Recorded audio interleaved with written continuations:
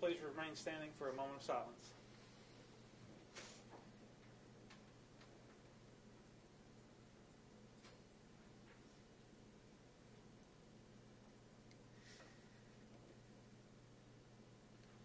Thank you. Please be seated.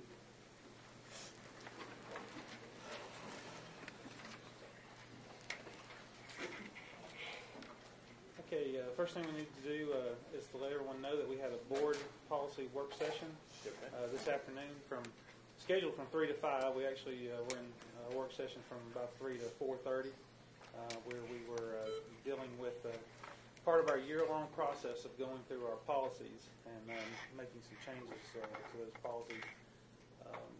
We also met at 5:30 in closed session where we discussed several items, including confidential personnel information, and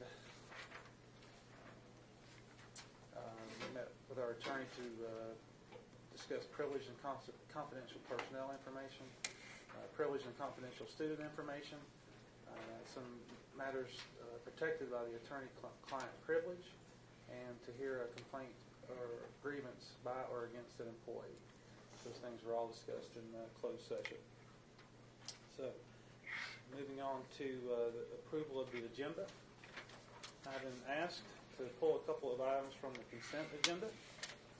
So we will be moving from the consent agenda to the action agenda, the community high school local option ABC criteria, and also the Irwin High School use of capital outlay athletic equipment.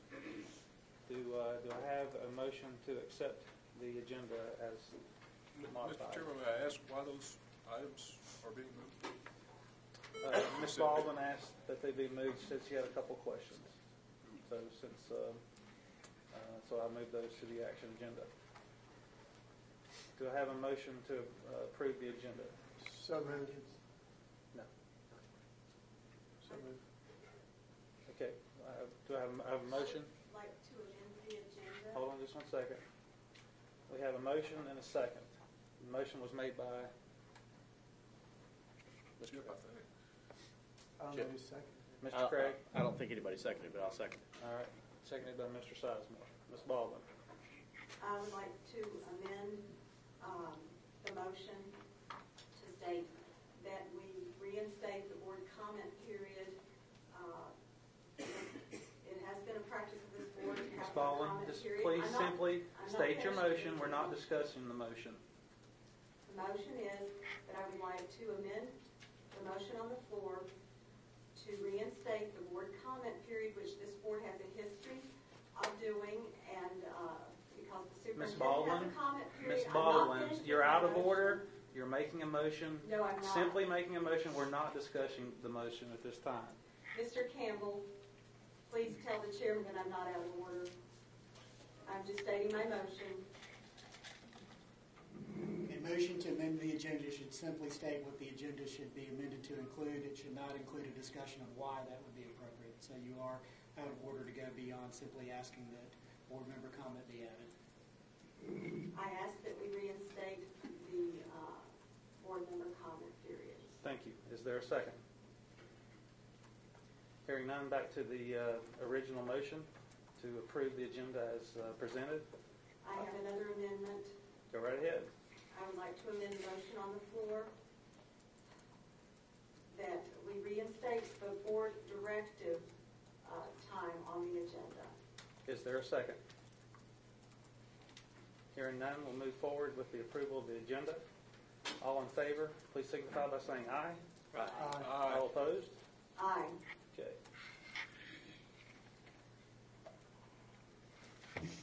Dr. Baldwin, Superintendent's report. Well, good evening, everyone. We were honored yesterday with a very distinguished group of individuals from the General Assembly. They were actually a fiscal research staff. Buncombe County Schools was selected as a model system in the state of North Carolina regarding the development of our Race to the Top grant project. And our team has been headed up by Dr. Sherry Boone. I don't see Dr. Boone out there. I don't think she's here tonight, but I do want to recognize her publicly for all the incredible work she's done for our system. She discussed the scope of work and progress using these funds, the impact of our data, our instructional coaches, provision of Project Lead the Way, which you've heard us talk a lot about in our middle schools that incorporate the concepts of STEM education. And those were a couple of examples that we gave to this research team regarding successful endeavors in our system. Representatives from the Department of Public Instruction joined the fiscal research staff and met with Mrs. Parker, and actually our whole budget planning team was involved in this discussion as well. And they came to us asking about successful strategies that we have had in place that I think has very successfully mitigated the serious negative impacts of just successive years of budget reductions to our system. So I'm certainly welcome to host them and very proud that they selected Buncombe County Schools to visit. We may be actually presenting this to the public here at a session here with the board. Students at Kuntz Intermediate School, they not only made local news, but they have now become the subject of international news. On CNN has a segment, some of you may have seen this, called Dream-O-Vision. And the students of Mrs. Rana and Mrs. Boggs' 6th grade class, they sent letters to a Pakistani teenager by the name of Malayla. You may have heard or seen this international story. She was nearly killed. She nearly gave up her life in an effort to support education for girls and women in the country of Pakistan. She is currently recovering from those injuries, very serious injuries, in a hospital in England. I think it's Birmingham, England is where she is. The CNN segment that will be shown over the next few weeks, it actually will follow those letters as they are shown to the President of Pakistan, and then they will be personally delivered by the British Prime Minister Gordon to Malayla in that Birmingham hospital. So what an incredible gesture. We talk so much about the importance of global education. We talk so much about how this generation of students is going to be so connected in the world. And what a great example of that outreach. So I want to really extend just a congratulations to all of those students and teachers for being brave to endeavor in that effort. Want to finish with another bit of good news. You've heard us talk a lot about our positive behavior support system that we've instituted across the system, especially at the elementary level. That's now actually into our middle schools, and it's showing such an impact in terms of what we're looking at with our discipline statistics. Inca Middle School, Irwin Middle School, and Emma Elementary have all earned the designations this year as model schools in the state of North Carolina, and they will be awarded a PBIS Initiative annual recognition a little bit later on this year. So we're very proud of the effort that's being made by all of our schools with positive behavior support, but certainly at Inca Middle, Irwin Middle, and Emma Elementary, we're very proud of the achievements that they've made. And that concludes my comments, Mr. Chair. All right. Okay. Employee recognition. Ms. Blunt.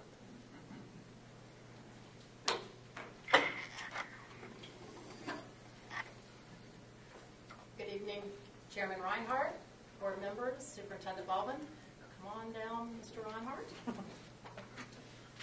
We're pleased tonight to recognize two very valuable Buncombe County School employees, one for 10 years and one for 30 years of experience with us. Let's take Karen Von Dolan first. She is a K-5 teacher at Candler Elementary. Karen, what do you teach? Third grade. Third grade. And that's for you. And she was a wonderful kindergarten teacher. Thank you. Are you just as wonderful at third grade? Absolutely.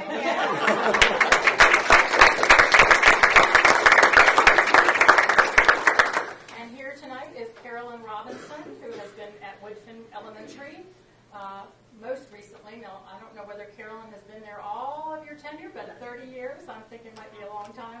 have you been, Carol? Nash County. In Nash County, okay. Well, we're very pleased to present you with recognition for 30 years of service to the state and to the students of North Carolina. Thank you very much.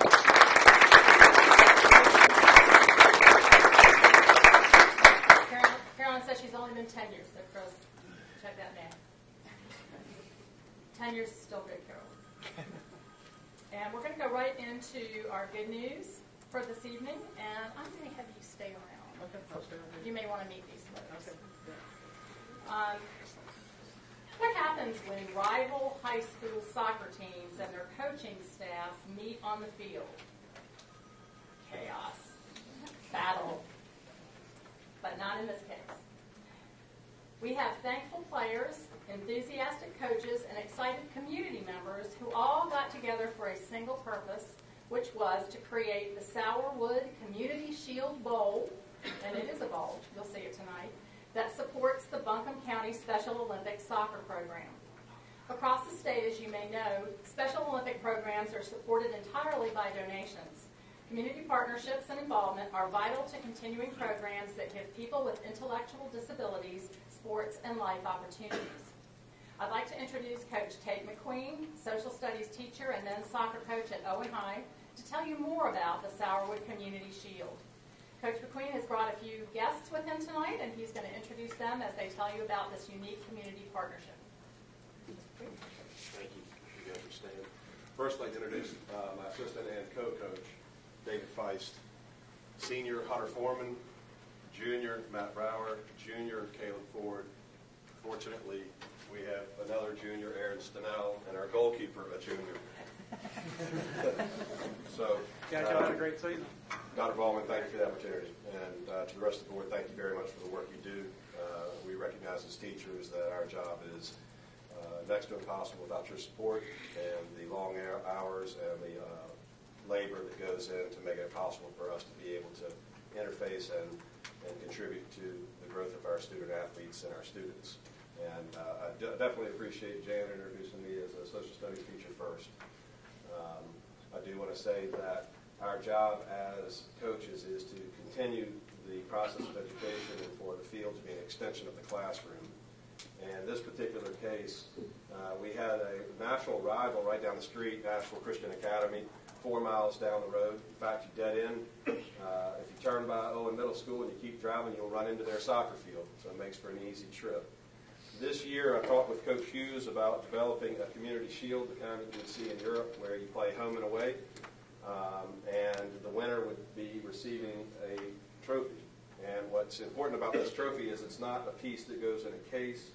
It's not for any audacious purpose. It's simply to celebrate the spirit of soccer and being open to what the game can do for you. As Dr. Baldwin and I were talking, he was congratulating us on our season, and it's sort of bittersweet. There's a bit of commiseration because we went 19-2. We had our best season ever with just 2 losses, 1 in the regular season. It was a season of highs. However, the wins and losses, those come and go. Those will fade in their memory banks. It stings right now, but what's really important is the relationship we've developed with Ms. Lauren Brown with Special Olympics. She's the regional coordinator for Special Olympics of North Carolina, with Chief, otherwise known as Greg Mace, who's the Buncombe County Director, with Rob, and with another fine young man from Owen High School that Dallas is going to be spoken about with Lauren. The purpose was to create a bowl. The bowl was to be played for, and the winning team had the responsibility and has the responsibility, and I'm happy to say it was us, with 1 minute and 28 seconds to go in overtime. Caleb Ford netted the winner. It's incumbent upon us to use the bowl to raise the money to help with Special Olympics. So the first thing we did was get back to Owen. It was a JV football game. We immediately raised $382.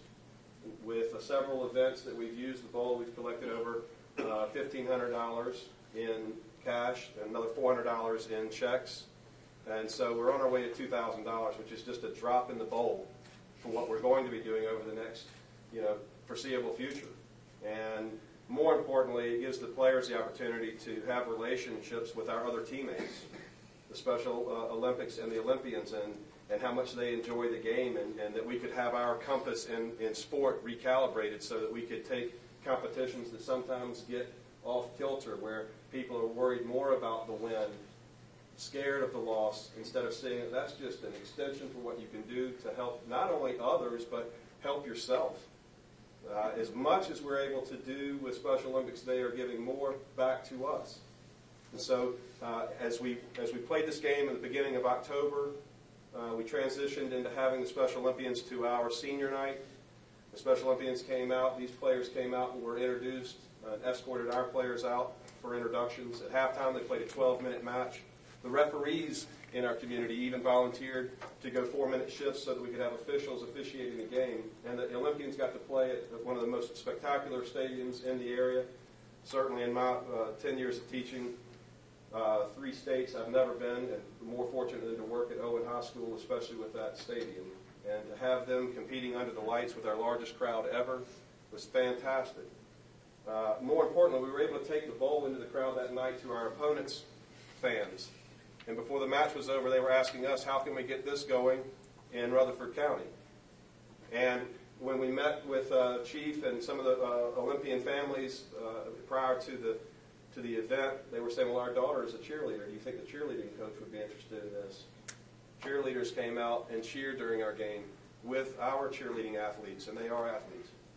And again, before we knew it, what we had planned to do on Saturday, October 27th, was hold a skills clinic where our players would work with Olympian players and the coaching staff would step out of the way, so we would have opponents transition into teammates, where we'd have players transition into coaches.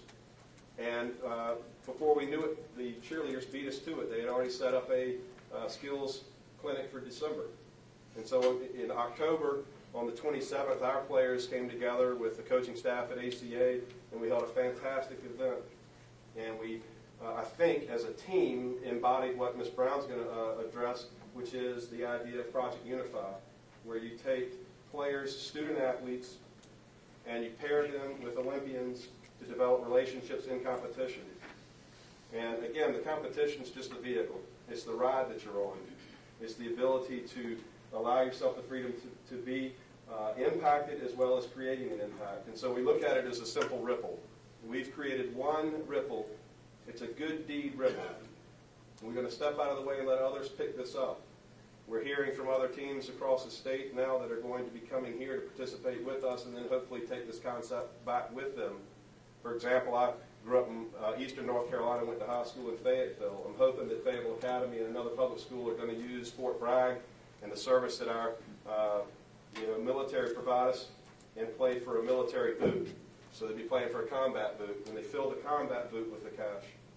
And so, it's a great honor to stand, to be recognized with these players and these young men who equally have taught me as much as I could ever hope to teach them. And I hope that you guys will consider, before you leave, making a check out to Special Olympics, because they are 100% donation driven. They do spectacular work. And I do believe that there is no real way of generating respect without recognition. And the recognition for these athletes and what Dallas is doing in Project Unify and the leadership that he's shown, and Rob, that we have an opportunity to have a generational shift in the way we approach our fellow residents. So that we do, as you said, think of things on a global level, but, the globe's a really big place. We can do a lot locally if we just simply give up a little bit of ego and embrace a whole lot of service. So I hope that you guys understand what they're doing and that the spirit of soccer is strong in Western North Carolina. And if you allow it to happen, it can do great things. And it doesn't have to be soccer. It's just about helping people establish real community roots that they'll take with them, whatever college they go to. I already know that they're interested in doing winter sports that we talked about, so I've talked like I would be teaching. My lecture's gone a little long, but I would like to introduce Lauren Brown, Dallas, Rob, and Greg. I'll talk a lot faster than this. My name is Lauren Brown, and I am the Smoky Mountains Area Director for Special Olympics North Carolina. Thank you guys so much for having us here tonight. And thank you to the school system for your continued support. We recognize that all of our administrators in the schools here are always so supportive of letting our athletes come to the games at TC Robertson every year. letting them take field trips and take the buses and bringing them there, and we appreciate that so much. You know, this partnership with Owen High School came out really awesome because I am working on this special initiative called Project Unify, and it's funded by the Department of Education, and it provides grants to individual schools to get involved with Special Olympics. It is intended to have our students become agents of change and leaders in their schools. It's a youth-led initiative, and when this happened, it fit perfectly with what I've been hitting the pavement doing for 5 years. So if you guys have schools that want to be involved right now, we have 8 in Buncombe County who are doing it. They can all do it, and there's all funds to help them get things going and to get those students involved, and we have lots of support for that. So I encourage you to reach out to me and let me get your schools involved. I'm going to stop talking and introduce the real deal over here. He knows it. This is Rob Powell. He's one of our athletes who's been involved since the age of 9, and Dallas Henderson is over here. And they just participated this past weekend in High Point in our fall games for Special Olympics in what we call unified sports. And what that is when we have a Special Olympics athlete competing alongside someone who does not have a disability. And when that happens, it's a lot of fun to watch, and it's a lot of fun for the athletes, and they're just going to tell you just a little tidbit about this weekend. Thank you, and welcome board members and everybody who's here. And I want to tell you a little bit about myself before I go into what we did. Yes, I have been in Special Olympics since I was 9. I did swimming, and then I went to Notre Dame for those games. And then one year I played golf and went to California.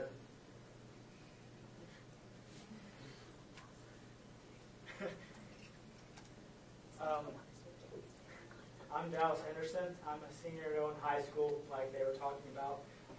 I don't participate in golf. I haven't really played much before. I play on the weekends with my friends, but my dad is good friends with Greg, and he offered the idea to me, and I just thought it was an awesome thing. So I met up with Rob, and I started playing golf, and me and Rob got to know each other really good. We had a lot of fun on the course, and we actually came out of the state games at High Point, North Carolina, with the silver medal.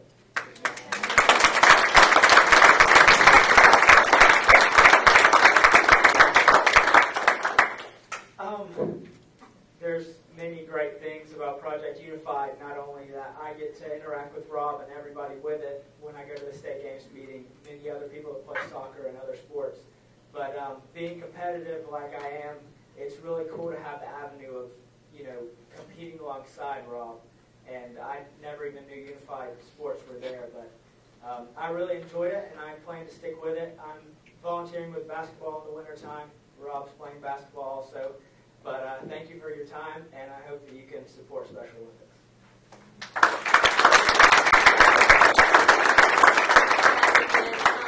I hope to see more partnerships like this, like these amazing students at Owen High School. Like I said, I can't encourage you enough. If you're in schools and you're not involved with Project Unified, please reach out to me. You can find me on Special Olympics website. Okay. I was coaching him to go and shake hands.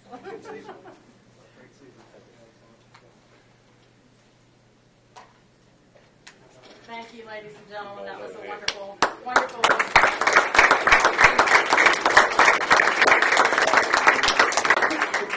Thank you for taking your evening. Come all the way over from Owen. We appreciate that very much.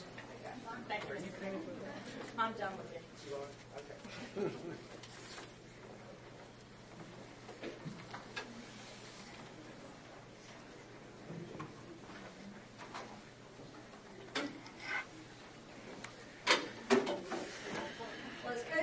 Mentioned about extending his classroom, we're going to extend the classrooms for you a little bit this evening. And usually we talk about some special gardens in the spring and we make special awards. But we're going to share a couple of our elementary school gardens and some of the wonderful extensions of outdoor education. John Barber, principal at Estes, and Jennifer Marie, principal at Fairview. Would you please come up and introduce your team?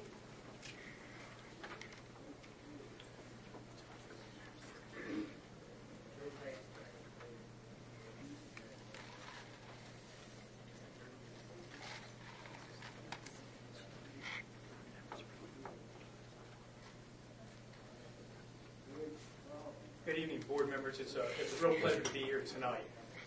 It's sort of interesting. I noticed the garden was under the curriculum section, and it is definitely a part of our curriculum. But I'm going to lead off by talking about the community aspect of this garden. This garden had a very modest beginning, and it turned out to be a pretty elaborate garden.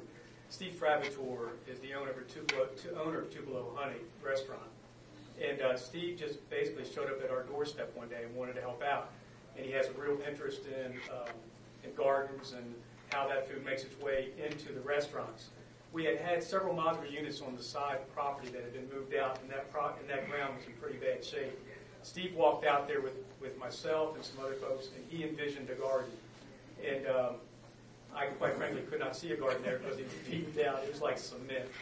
But working with Mission Hospital, put up a $10,000 grant, multiple volunteers, we were able to turn that area into, we call it Estes Amazing Garden because it is amazing.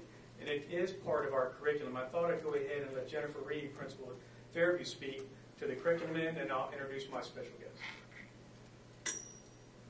Thank you, John, and thank you, members of the board, for having us tonight.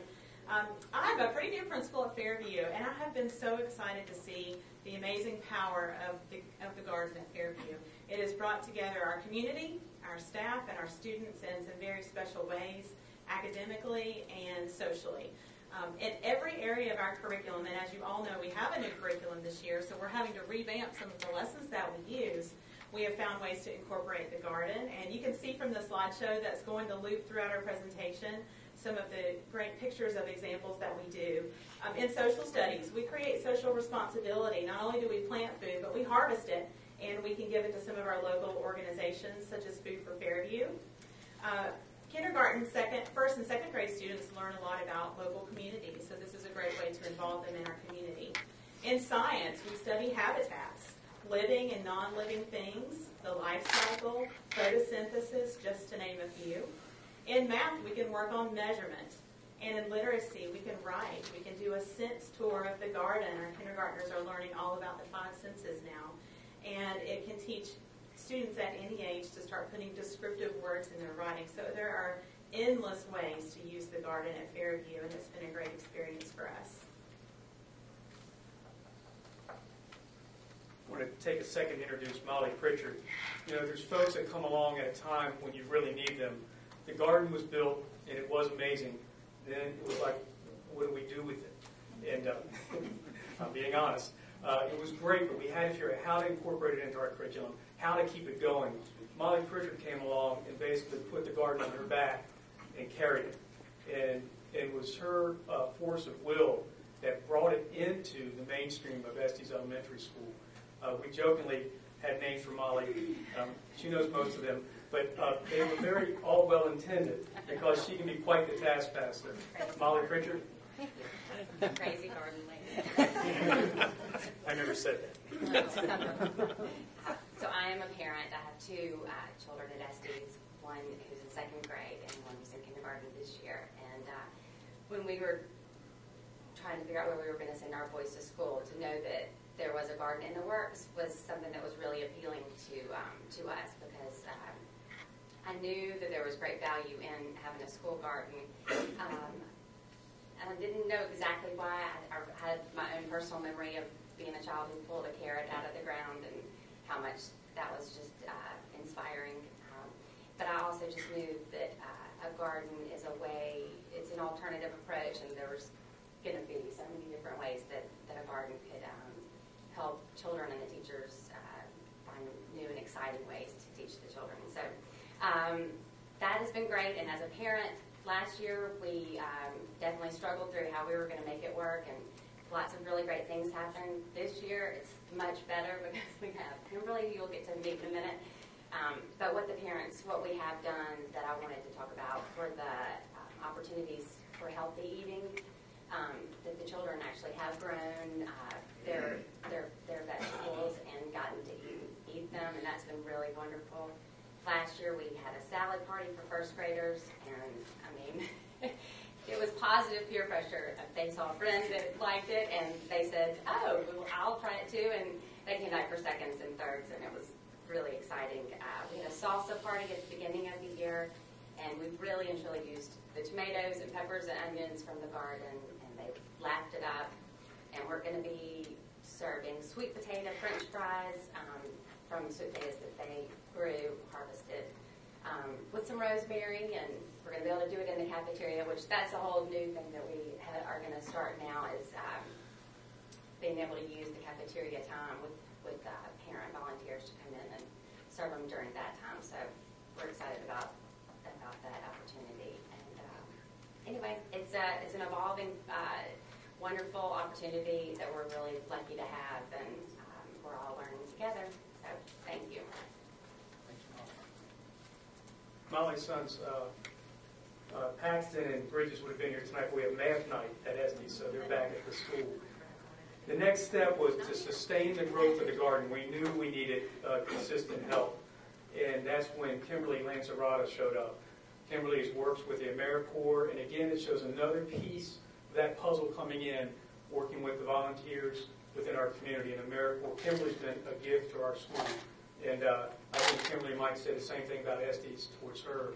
She's very dedicated. I'm going to let Kimberly talk a little bit about her work with the AmeriCorps.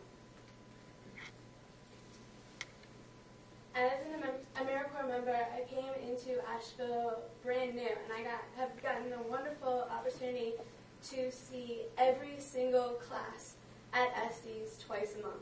So they're out in the garden all the time. I see them walk in a recess, and teachers, the kids even ask their teachers to walk through the garden on the way to recess, which is, makes my nature-loving heart just flutter. I would like to share with you 2 stories of students that I've worked with that have motivated me with this garden more than I could ever imagine. One student, the garden promotes and fosters an environment for learning in many ways. It creates a sense of peace, a calm environment, a place for experiential learning. One student, Fallon, has a lot of chaos going on. We were out in the garden one day, and she came up to me and was like, "Miss Kim, I just love the garden because I'm at peace.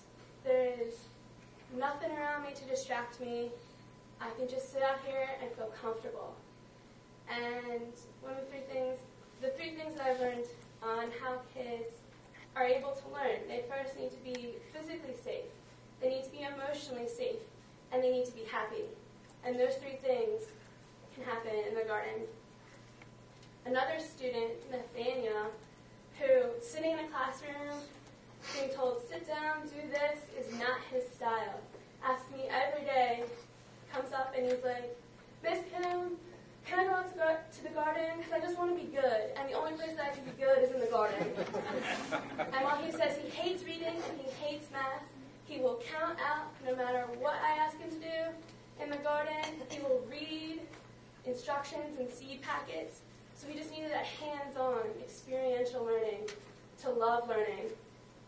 One of the last pieces I'd like to share with you about the wonderful things happening at Estes is that all the food that we harvest, what is not used in our programs in the classroom, for things like the salsa party or the sweet potatoes, is that it goes back into the community. The students who receive Manna food bags at the end of the week, each Thursday a class is chosen to harvest. And from those vegetables that we get go to the students from that grade. So that class, let's say 4th grade, that Thursday harvests a bunch of peppers. I've had students come up to me and say, "Ms. Kim, I don't like the red peppers. Do I need to get them in my bag?"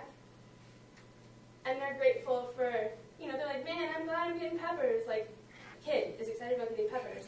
Blows my mind. And the other kids in their class that see that they're getting to help their peers. It's not just community service to these people they don't know. They are excited about helping students in their own class. They get to see out on the playground and know that those students are going home with great food and opportunity that they also receive. And we're also going to create wormeries in our garden where the kids will get to see in action a lot of the stuff that they read about in textbooks. So, thank you. Thank you. Thank you all for listening. Again, it's a wonderful project, and I would recommend it to any school. Thank you.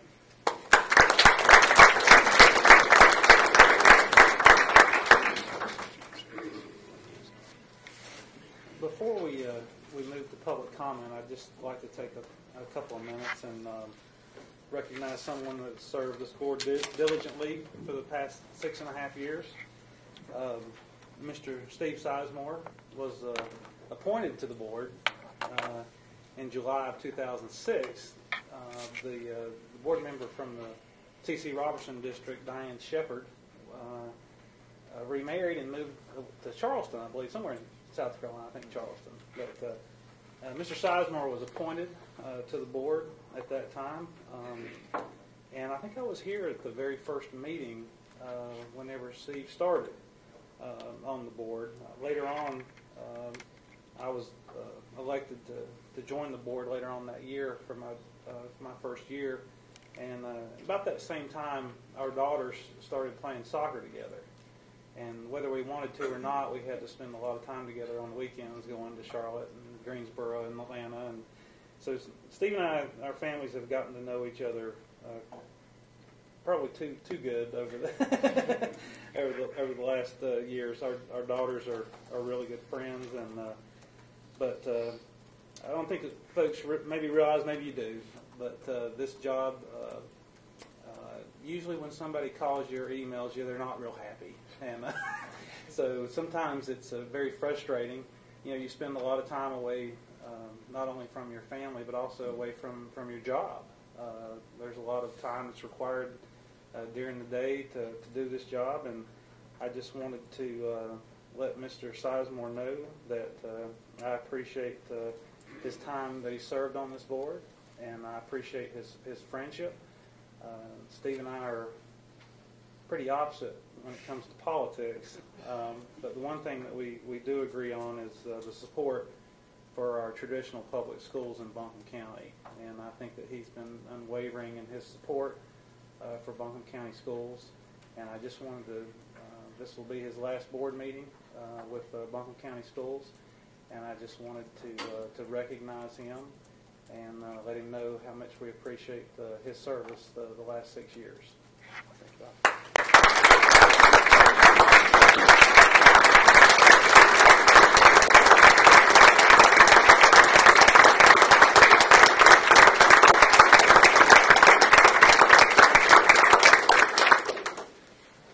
Mr. Sizemore, would you like to say anything? You know, Bob, I really didn't even think about the fact that anybody would say anything, and then I don't think I've ever had a standing ovation like that, so I'm not sure. I wasn't sure if I was supposed to stand or not. I couldn't remember what people did. The only thing, thank you for that, Bob, and the indication that he said we spent a lot of time together and probably knew each other a little better than maybe we should means that there's a lot of stuff that we don't talk about in public, and I'm not going to say any of those things either.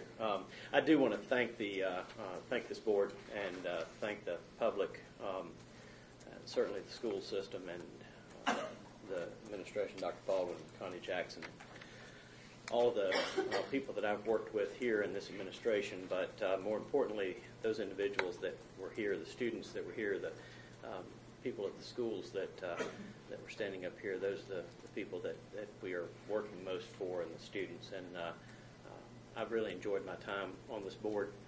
I will miss being here in these meetings, as well as hard as that may be to believe, in addition to all the other work in the community. But I'm not, simply because I'm not a voting member of this board doesn't mean I won't be continuing with those activities. So I want to thank you all for the opportunity, and look forward to continuing to see you, just not from this vantage point. Thank you very much. Thank you, Steve. Board members, while we have just an extra minute, would anyone else like to say anything before we move on? Mr. Chairman, I would just say, and Steve, you've already heard this from me through, gosh, if we had 6 years ago, when we came on this board, if we talked as much about social media then as we do today, it'd be a different world. So you've heard this from me, but I do want to say it publicly. The thing I admire about Steve and what I've enjoyed about working with him and alongside him is he gets it. And I don't know what that means, but he just gets it. puts others ahead of his own interests. He understands the common good. He just gets it. And I wish I could, in a better way, say what that means, but that's the best I can do. When we both came on the board, him a little before me, I didn't know Steve Sizemore. I knew of him. And I guess what I would close with saying is I now consider him to be a friend. Not just a fellow board member, but he's a friend. And I'll value that more than the 6 years we've spent together on the board, so I appreciate you for that. Mr. Ples? Steve and I are from basically the same neighborhood. You can almost throw a rock and hit each other's house. I don't live in Oak Forest, but live close by Oak Forest. When Steve came on the board, of course, I had known his family for decades, and his mom, I think, was my child's first grade teacher. I've known his family. I've gotten to know him better since he's been on the board. And just like Pat, he's now my friend, and I guess I'm his, you know. So he served with honor and dignity, and has given a lot to this board, and he's going to be missed.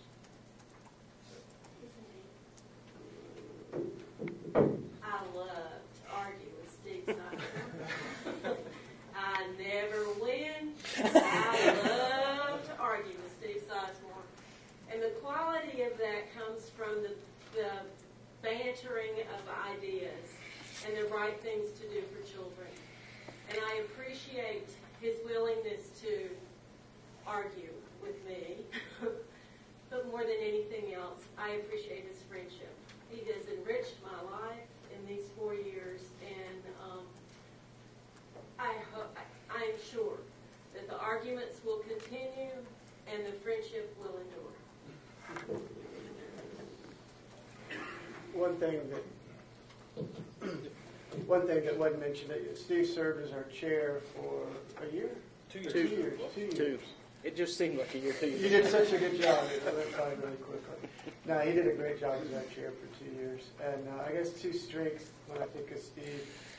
One comes from, I think, his lawyering background as a mediator, but his ability to articulate ideas and thoughts I've been very impressed with.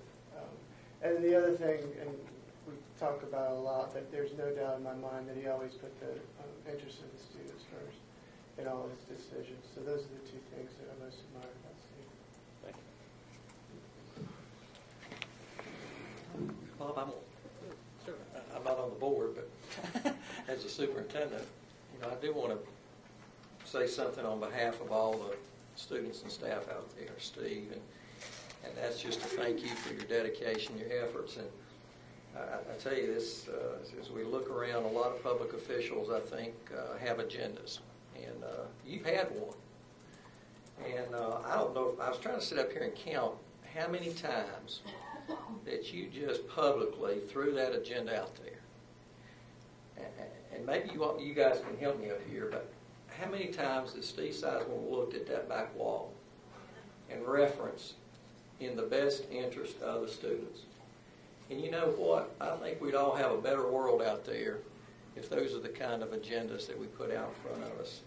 And as Chip said, I hope our public and all of us don't forget that you stepped in that leadership role as chair.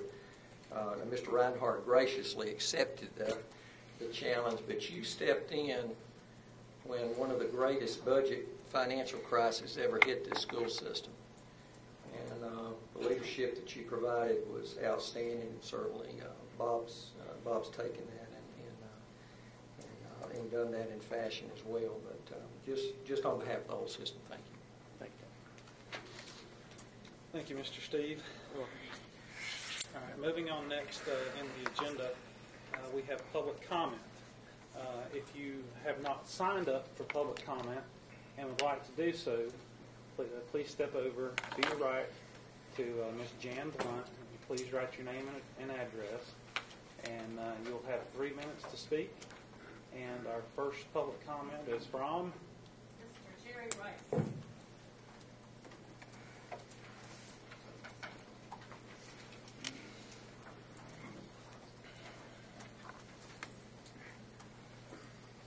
Thank you, Mr. Chairman, members of the board, Superintendent.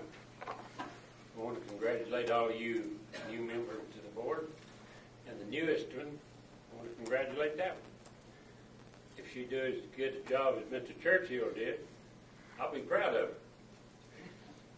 You mean Mr. Sizemore? No, sir. Okay, Mr. I said Churchill. Miss Churchill, I'm sorry. Miss Churchill, okay, I I'm said sorry. to do as good a job as Mr. Churchill, I'll be proud Oh, of her. okay. Got that? All right. Thank you. But we want to thank you for your dedication of what you've done, Mr. Sizemore. Thank you. Mean it from my heart. I know you do, Jerry. You always say speak from your heart. Thank you, sir.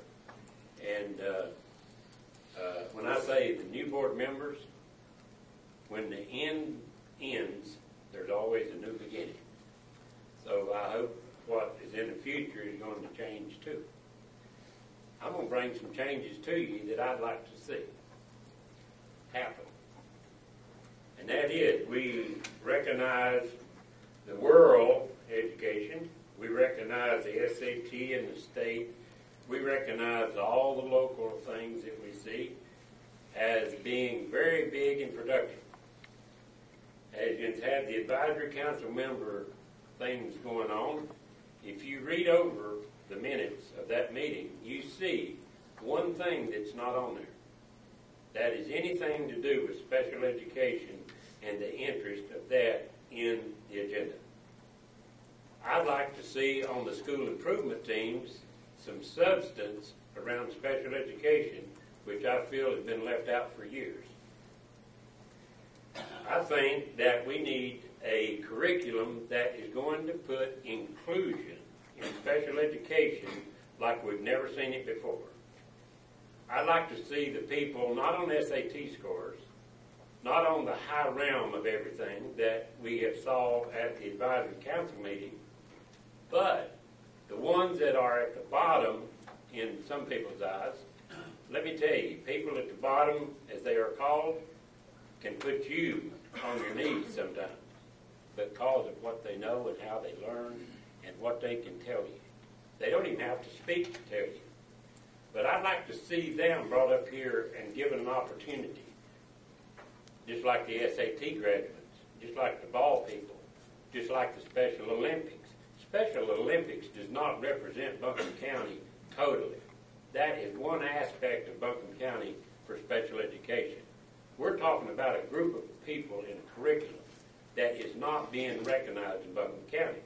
And I would say that there are many a good special ed teacher and people that works with them that needs to be up here to be recognized in the public, and children that need to be recognized. And I hope from the future, on into the future, from now, that we see the importance of that. And I'd hope to see the curriculum where special education children, the SAT students, are walking along beside these kids and doing a curriculum in the school that the SAT kids can learn from them. Thank you, Mr. Rice. Thank you, Mr. Jones.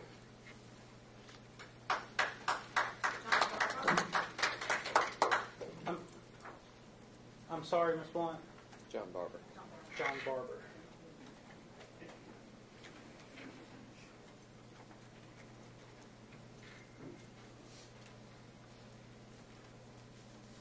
Good evening again.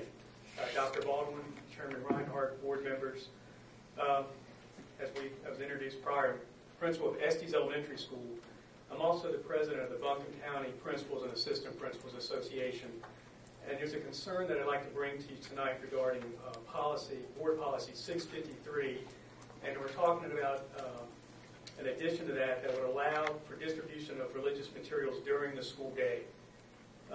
One of the primary functions of a principal, and ultimately this board, is to clear away all roadblocks and distractions to learning.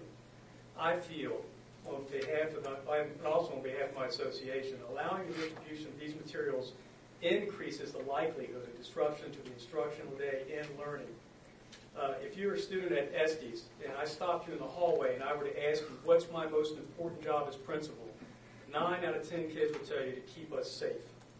I feel like the potential for upset and conflict that could result from allowing these things to be distributed during the day could actually impact the safety and orderliness of our schools. I think I have great respect for y'all for taking on the whole subject. I know that it's been a tough one. You've taken it on head on. You've done a great job with it. This edition, I feel, will be a step backwards. Thank you for listening. And one additional item. Many of y'all know we were on a lockdown today, and I'm talking about Estes, TC, Valley Springs, and Koontz. And I wanted to thank Dr. Adele and Ms. Blunt for their work helping to get the word out to parents. One of my parents said she felt so much better by getting those voicemails, or those alert mails, and letting them know. Also, Lieutenant Ruby and the Sheriff's Department, y'all were wonderful. Lieutenant Ruby sent an officer over from TC Robertson, over from Owen to sit with our school. And it was good having y'all in the building. Thank you.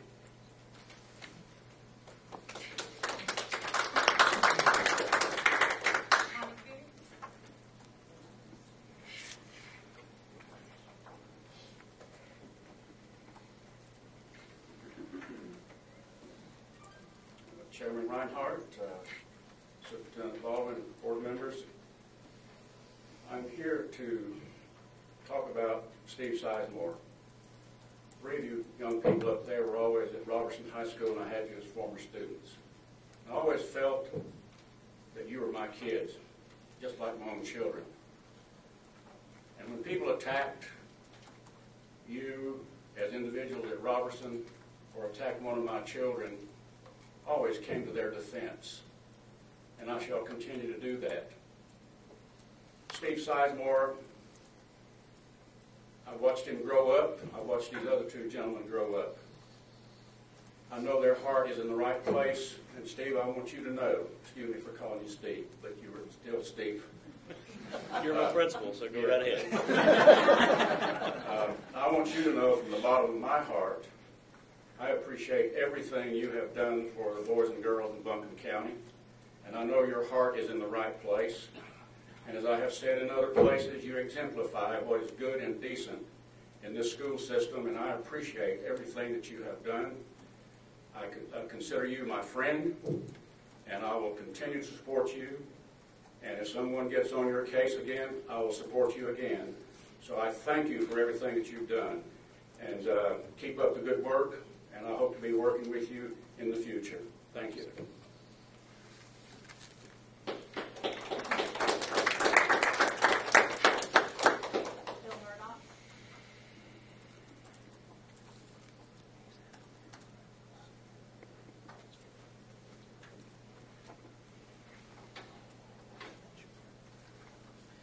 Mr. Chairman, Superintendent Baldwin, and board members again. Just here to bring you up today on some of the things with Evelyn and the school system. First of all, I want to thank all of you for the great help with the pumpkin campaign and the walk this year. And just to let you know, as we continue forward, we're seeing more and more calls from the schools. Our student clothing program is about 60% above where it was last year, actually, this time now, as it was the entire school year last year. So we're getting probably 15, 20 calls a day now from the schools, whether it's clothes, shoes, food. And again, I just want to thank you for giving us that honor and the privilege to work with you. And again, for having the heart and having the foresight, to continue these public-private partnerships. The wonderful program that you did this summer with the lunches. So many of those children, so many of those students are the ones we see every single day. They come in without anything to eat. And that was so very important. So we appreciate that, so very much. We're in the schools right now. You all know that when the children of the second graders' teeth are being checked, now it's a partnership with the county and Evelyn Charity, so actually it comes out of Evelyn Charity's office. We're going to be doing the sealant program again starting in January, just as we have done for the past 14 years. We're running free sealants to all second graders in the city and the county. So that's already started. As Deborah Clemens is in the schools, and I know one particular week she saw 180 students that she checked. So I just want to let you know that will continue as well. And of course, St. Nicholas Project working with students, and of course, with Dusty and Optimist and Santa Pal, and the great partnerships there. Agency Day will be on December the 11th, and everybody will get some information on that for the schools to come in and so on. So again, I just want to thank you and let you know the need continues to rise. That's something that I don't have to tell you.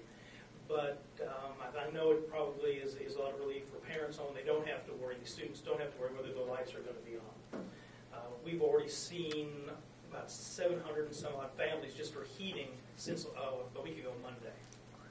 And we're scheduled, we got another contract with the county, excuse me, so we'll see probably about another 1,700 families above what we saw last year. So we're looking at almost 7,000 families just for heating. And so many of those come from the schools. So many of those are the students that you all serve here. So I just want to again thank you for all that, give you some updates. And Mr. Sizemore, again, too, I can only echo what everybody said. Thank you so much for all of your service on behalf of Evelyn Charities and our board and everybody that we've touched, and for your leadership and for, again, for allowing us just to be part of the outreach that Buncombe County Schools has, because I know it goes far beyond the classroom, and it's just an honor for all of us to be part of that and to work with you and for the entire board. So, thank you. And Mr. Cabela?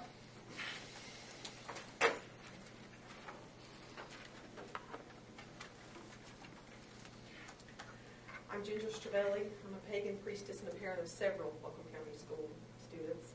I'm here for the 4th or 5th time. I've lost track. Once again, wasting time and energy discussing allowing the distribution of religious propaganda in our public schools. I'd frankly rather be discussing better funding of the arts programs.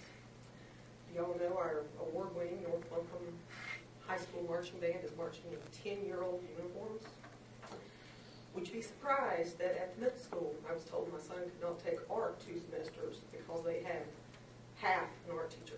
I'm not sure which half of it they have. Or we could be discussing the unmet needs of special ed students. I have 3 autistic children.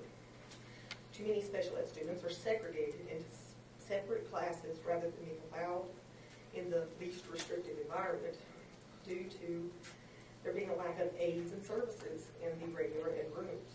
We are here instead considering pandering to a few churches who are trying to bully you and letting them bully our students with their personal beliefs. Allowing private religious organizations to come into our public schools and preach to our students is totally uncalled for and terribly divisive. We should just say no. Thank you.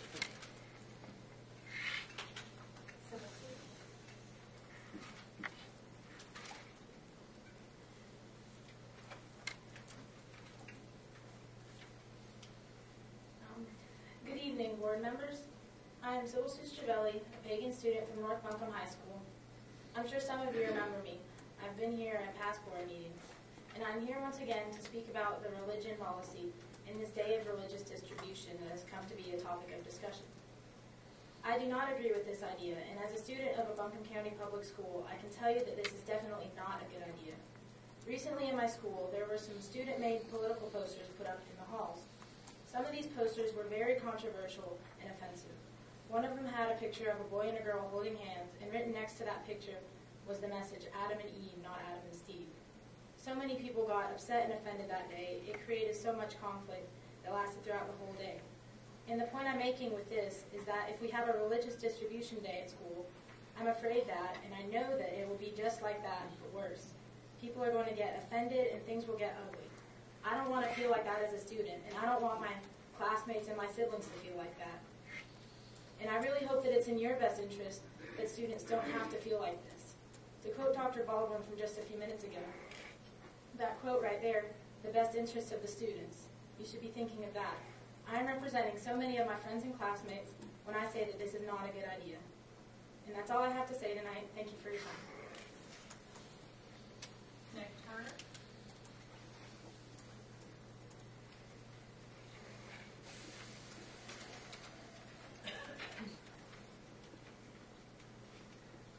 Good evening, Chairman Reinhardt, Dr. Baldwin, and the board. Chairman Reinhardt, I need your help. I'm going to try to do 2 topics in 3 minutes. Will you just call out 1 and then 2 and give me a 10-second warning? All right. I know you cut people off if they go over, so I need your help. I want to thank the board for their work on the religion policy. We all know that this is a really sensitive and personally very important topic to most people that live in the United States of America. I think it's also a time to be very thoughtful about the distribution of religious materials, and I appreciate the time that you're taking to look at this. I'm hoping that this process will yield an outstanding result, which is what I think we have with the first part. And so we're going to move on to the second part. In terms of that distribution, I work really hard every day at Owen to focus on our school improvement plan goals, to pay attention to the strategic plan that we have at Owen High School.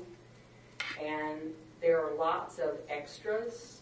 There are things I would love to do. There are things that people in our building want to do, but we simply do not have time to do that because we have a plan, we have goals, we have purpose, and we really have to stay focused. So I'm going to ask for you to help us and keep a really, really tightly pointed laser focus on our strategic plan for Buncombe County Schools, on the school goals, and please, please, please do not ask us to do extras that become mandates that takes us away from our purpose.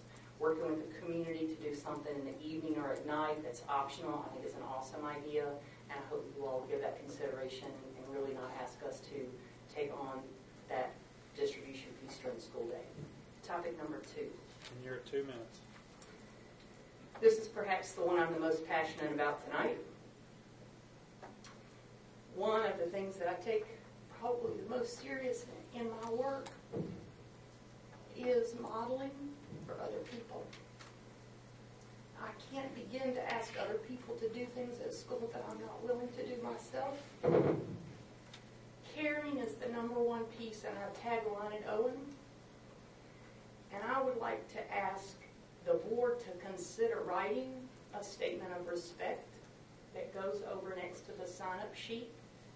When we sign up for public comment, that we just check a little box that we read it. Perhaps we can be given a little copy, similar to how sportsmanship creed is read before sporting games. I think that the lack of respect sometimes that's happened in the last year and a half since I've been attending is really sad and embarrassing, and we have an obligation to model for our community, for teachers, and for students, and I appreciate your consideration of that.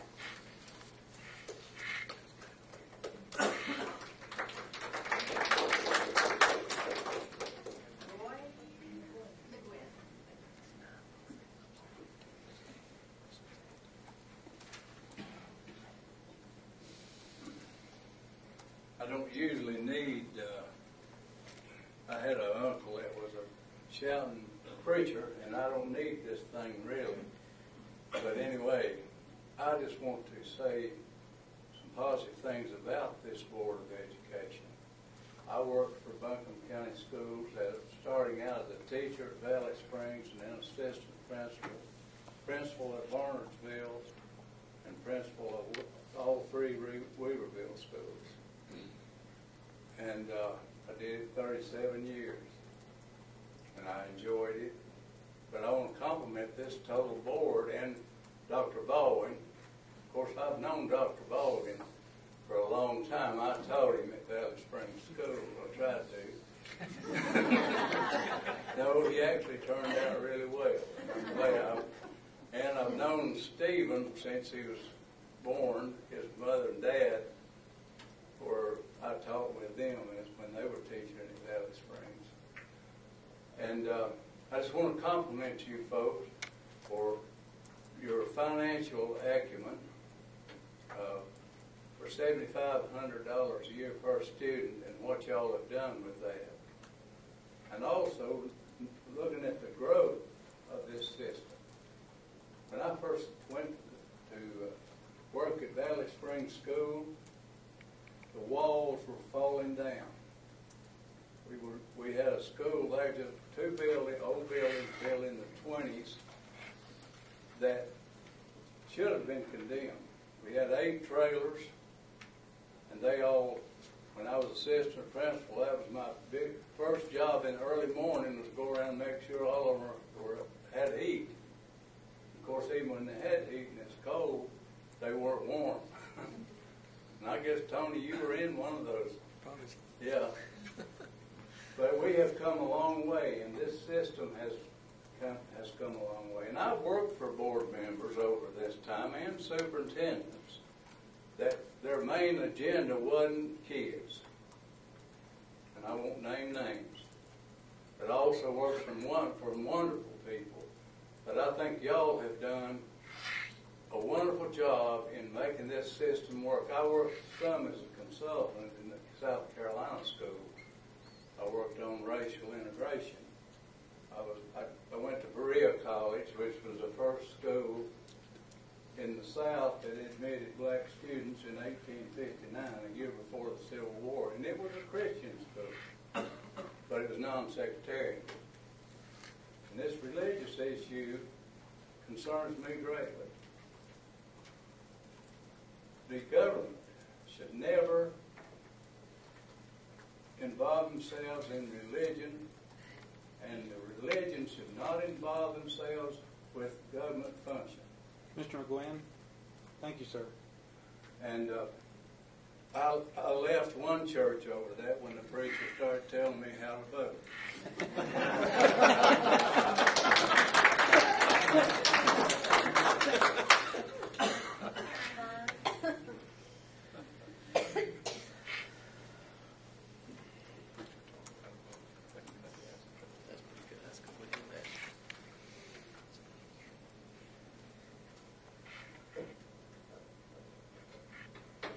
Dr. Baldwin, Chairman Reinhardt, and members of the board, I am Karen Burt, and I'm here to speak again also because I believe this decision is important. I believe it is worth spending time on.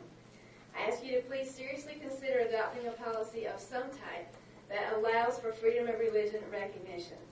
At the beginning of the evening tonight, Dr. Baldwin was speaking of the need for positive behavior support. And honestly, this was not planned to say. I just couldn't help sitting out there thinking, I can't think of a better way to increase good behavior than perhaps learning and rewarding something such as the Ten Commandments. I just think if we got back to our fundamental basics, we would find that good behavior again. In all honesty, the direction of our country right now leans toward the loss of our rights. Religious rights at the top of the list. So I urge you to secure the certainty of maintaining our religious freedoms while we still can. It is looking bleak. And on the subject of disrupting the school day, I just have to say as a parent that I don't see this as a disruption. I see it as a learning opportunity and a teaching opportunity. I don't mean this bad in any way. But I'm a parent, and I've already had to give permission for my child to watch a movie. Recreational movie. It took 2 hours. By the time EOGs are done, it's movie, movie, movie, movie. I'm sorry, there's time. There's time to get this in a school day. And finally, I would say, you know how you feel. We've discussed this to the nth degree. Each of you have a core belief. And I would just say that you search your own heart and you make a decision based on what you know to be right and true. I'll use Mr. Sizemore's quote, in the best interest of the students. Are you going to welcome God into the lives of children, or are you going to choose to shut him out? It's a yes or no question. Thank you.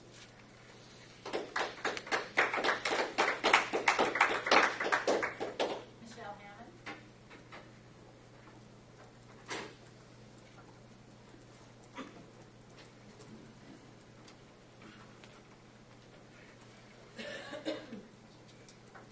Good evening, Dr. Baldwin, Chairman Reinhardt, members of the board, Mr. Sizemore. I miss seeing you at these board meetings. Thank you, Ms. Hammond. At the previous board meeting in October, Dr. Baldwin presented some ideas about recognizing Religious Freedom Day and Day of Distribution ideas in the evening and some different suggestions that he made. This board discussed the desire to incorporate a Day of Distribution within the regular school day in some way. At the end of the day, Dr. Baldwin talked about after school. Lots of different options were discussed. I just want to urge you, members of the board, to take a stand, to do what you believe is best and right for our students. We're using the quote on the board, in the best interest of the students. The bottom line is our students and teachers need to know their rights. They need to know the history of our nation, why we have religious freedom. National Religious Freedom Day is an obvious time to recognize that. We have presidents for each president for the last 20 years has made a proclamation about National Religious Freedom Day, And recognizing that on January 16th, making our students aware of that, what that stands for, is something that would be a teachable moment for our kids. And I think that our schools have been missing it when they haven't been recognizing that opportunity. Our students need to know that they have the freedom to have beliefs in whatever they want to, including Christianity. They have the freedom to act on those beliefs. That's what Religious Freedom Day is all about. And it would seem to me that education would want to discuss those freedoms that we have and make our students aware. Members of this board expressed the desire to offer a day of distribution during the school day for our students, set up much like a career day. And I just want to urge you to stand behind that desire to make the choice for what you believe is fundamentally right and best. Thank you.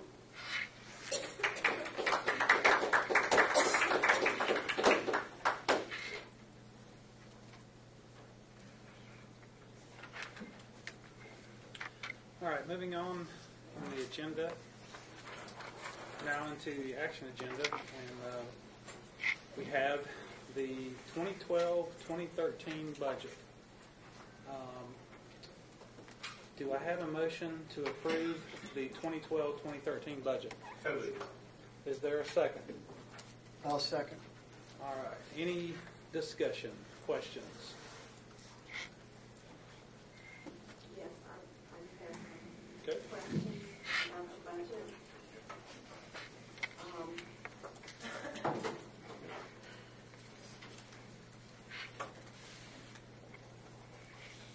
Is Ms. Parker available to answer this?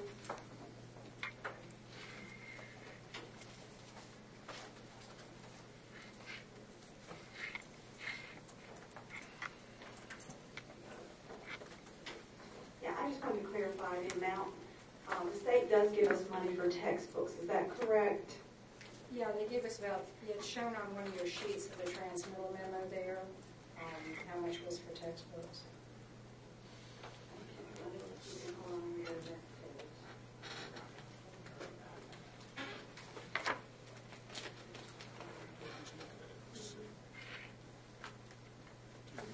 And all that money has been kept in the textbook account, it hasn't been moved to another? It's currently still in the textbook account. Yeah, I was concerned, I received a note from Cane Creek Middle School that the PTO had to spend $6,000. They raised money for textbooks. So,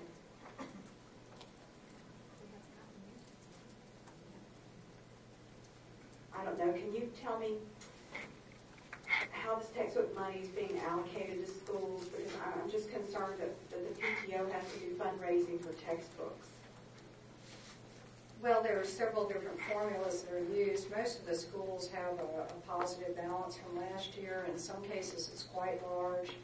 In other cases, it isn't. It varies by school how much they have currently available for textbooks.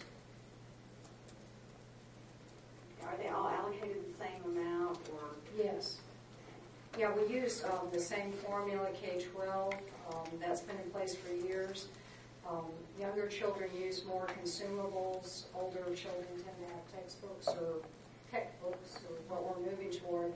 And that's been in place, I think, about ever since I've been here, to have a common formula. The schools themselves decide how much to spend as consumables, how much to spend on textbooks, and they do carry over that money from year to year so they can save up for a major textbook purchase.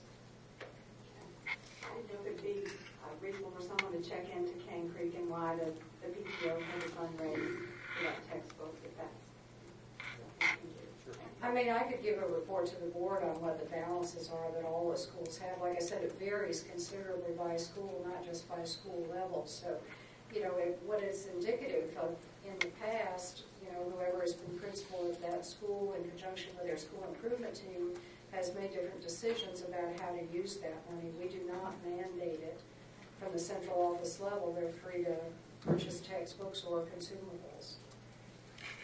All right, any other questions, Mr. Pless? About the budget at this time, Ms. Franklin? Just a quick question, and Okay. probably address to Dr. Baldwin, and I think I probably just know the answer. I'm sure it's just pure state funding. teacher assistants. I mean, I know that we have teacher assistants, and we work diligently to keep teacher assistants, especially in K through 3. When we used to have some assistants in the higher grade levels, what's it going to take to bring those teacher assistants back to the higher grade levels? I guess more funding from the state, or what's it going to like? I think it's going to take exactly that. As you recall, we not only lost general assistance, that was part of the budget strategies, and that was all focused on allowing us to keep classroom teachers. And I think we have done that remarkably well. But it is going to take additional state funds because our priority remains our classroom teachers, our instructional support, in other words, our media coordinators, our counselors, and then our K-3 assistants. And they are provided to those grades on a formula. So it's not one teacher assistant per classroom K-3. Emphasis is more on K1 with a formula used for second and third grade. Yeah, if I could clarify, the state only provides funding for K-3 assistants. If it's a school that has like K-5 grades, they can be used to help those higher grades as long as the major portion of their day is spent K-3. The general assistants that you were alluding to have always been locally funded. And in the overall scheme of things, trying to keep more teachers employed, we've had to, reallocate funds. But the state has never given us any money for a teacher assistant to work exclusively in grades above grade 3. And on that same topic, if I'm reading the statement correctly, there was a decrease in the state allotment this year for teachers assistants by about $3 million. Well, that's the result of some ABC transfers to try to keep teachers in place. I think you'll remember at the June 30th meeting, the General Assembly had adopted the state budget by then. And part of that, at the very last minute, they changed the rules about ABC transfers to reduce the amount that we could get from that significantly. And we lost about $2 million because of that. So that's where that shows up. Yeah, what you're seeing there is the comparison of, in terms of the transfers that I was able to do within the state. I have less available state funding, than last year, and we have more costs to support with the increase for employees and retirement and health insurance. And I think that's important to make sure that everyone that's here understands that, even though we received a certain amount up front in dollar allotment, we could not use over $2 million of that money because we lost that flexibility. And, yeah. And I think that's really important for people to understand that, that was $2 million that they gave us we couldn't use. And it started last year. Dr. Baldwin already mentioned that we had staff from the Physical Research Division of the General Assembly here yesterday. I stayed talking with them about an hour after the regular group meeting, and I showed him on our financial statements from last year, because of the restriction there that you could only move teachers to teacher assistants and vice versa, that if you looked at what was budgeted as what our average salary had been the year before in the teacher allotment compared to what I was actually able to spend because it was a position allotment, we left $3 million on the table because there was no way I could spend it. And do we expect the same thing to happen this year?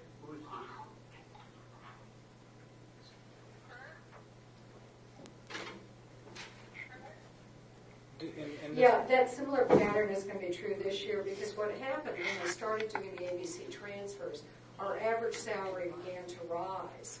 And, everybody was doing it, and the state had to take some action to try to keep its budget in balance.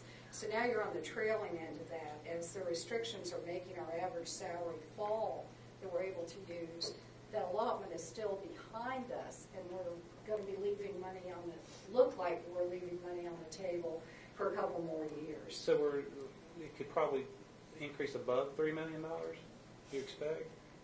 It may be a similar amount this year. Okay. I don't think it's going to be quite that high because, again, the average comes down. It's just one of those trailing things that they allot based on the 6th pay period, which is your December average in the prior year.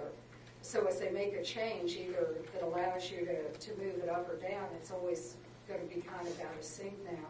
But they've done about as much damage as they could do. I pointed out to them, apparently they hadn't realized their ABC rule now for the instructional supply allotment.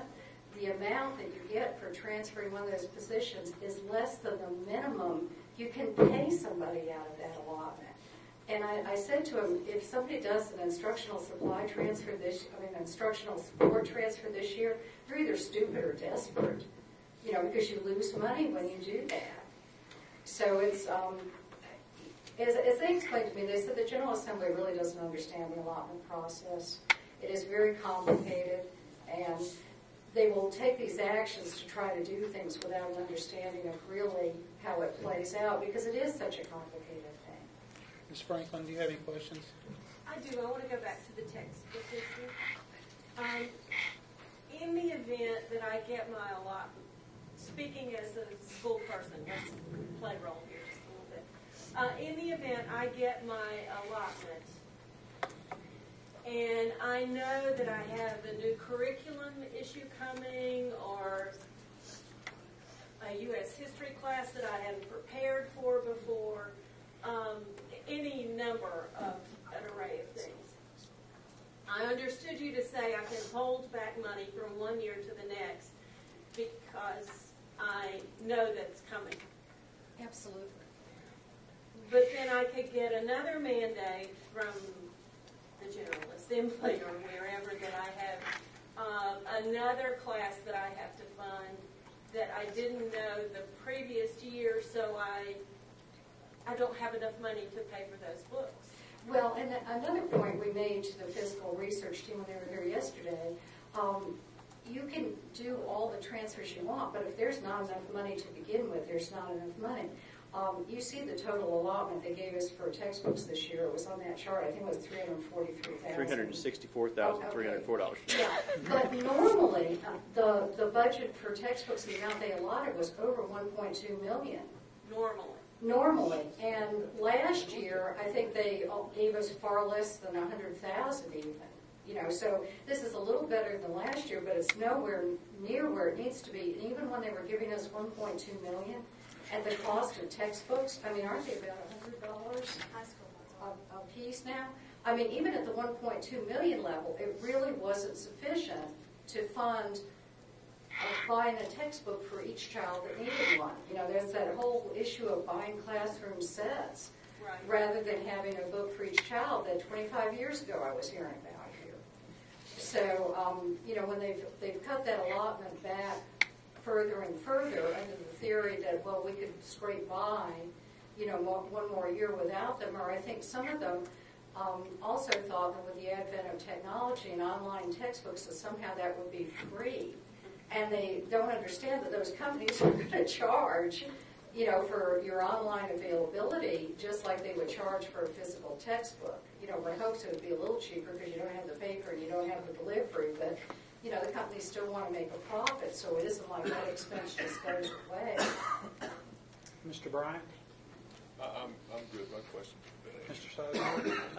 I think I have two questions that may stretch into others in one comment. I'm going to make a comment first so I don't forget it.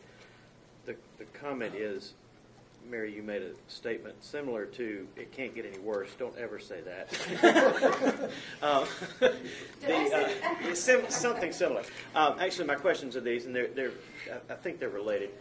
From a big picture standpoint, as it relates to state funding, the state funding that we get, the vast majority of that funding is designated into what type of use we as a school system can make of it. Is that accurate? Correct. Can you kind of, in a very layman-like fashion, explain that so that we kind of have a better understanding of what those categories, and not necessarily every category, but kind of how that works? Okay, and I think if you look at the chart, I think it's on the second page there. The state budget is really composed of about 20 separate budgets. Each one of those have to balance within themselves. And there is some ability to move money between them, but as I pointed out to the fiscal research staff yesterday, we spend more for that type of activity than are in any of those allotments to begin with, so it's kind of ridiculous to be transferring. But there's an allotment called State Aid for Exceptional Children. That it is, usually I think it's about $13 million now. There's an allotment for ESL, it's a couple $100,000. There's an allotment for at-risk that I think is about $3 million, something or other. There's an allotment for AIG that's only a couple $100,000.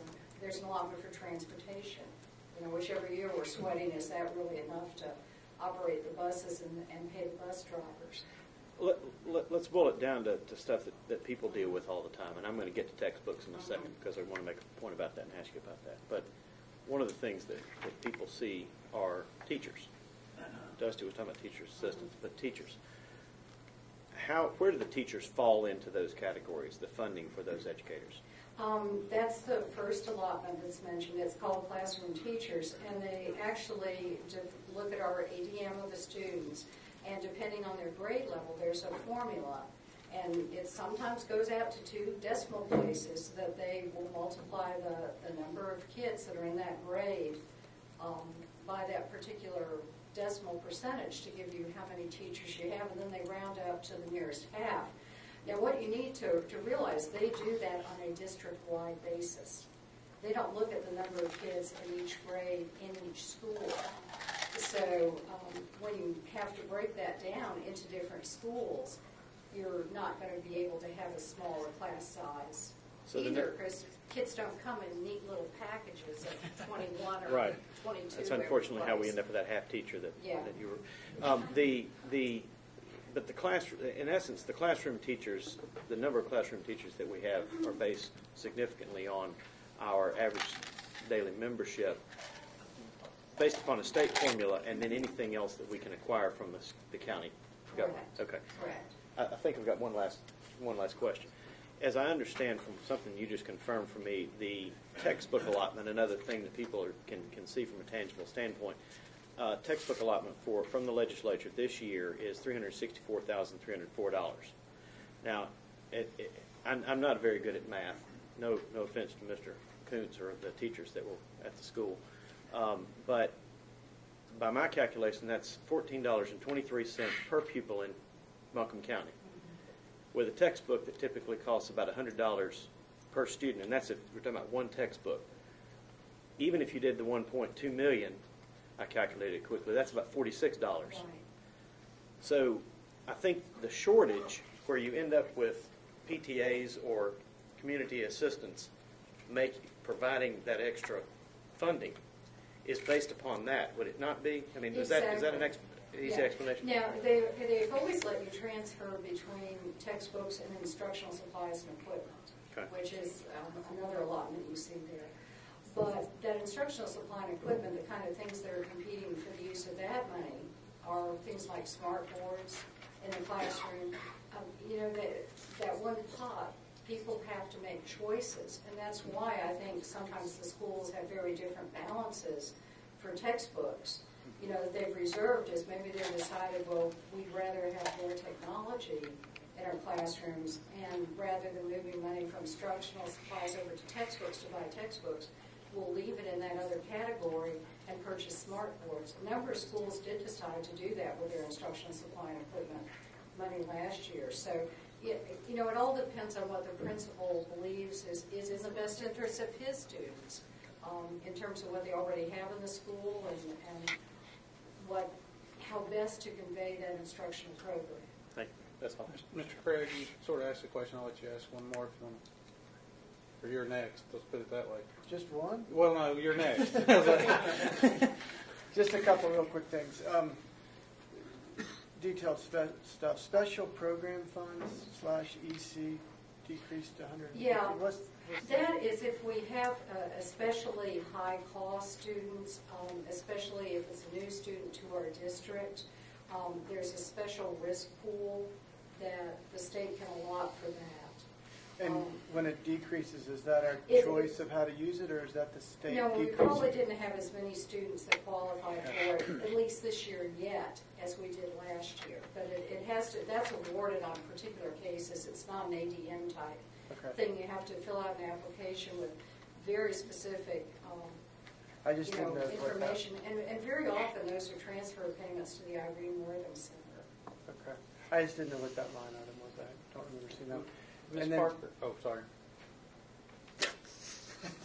I'll get back to you in just a second. How's that? Okay. All right.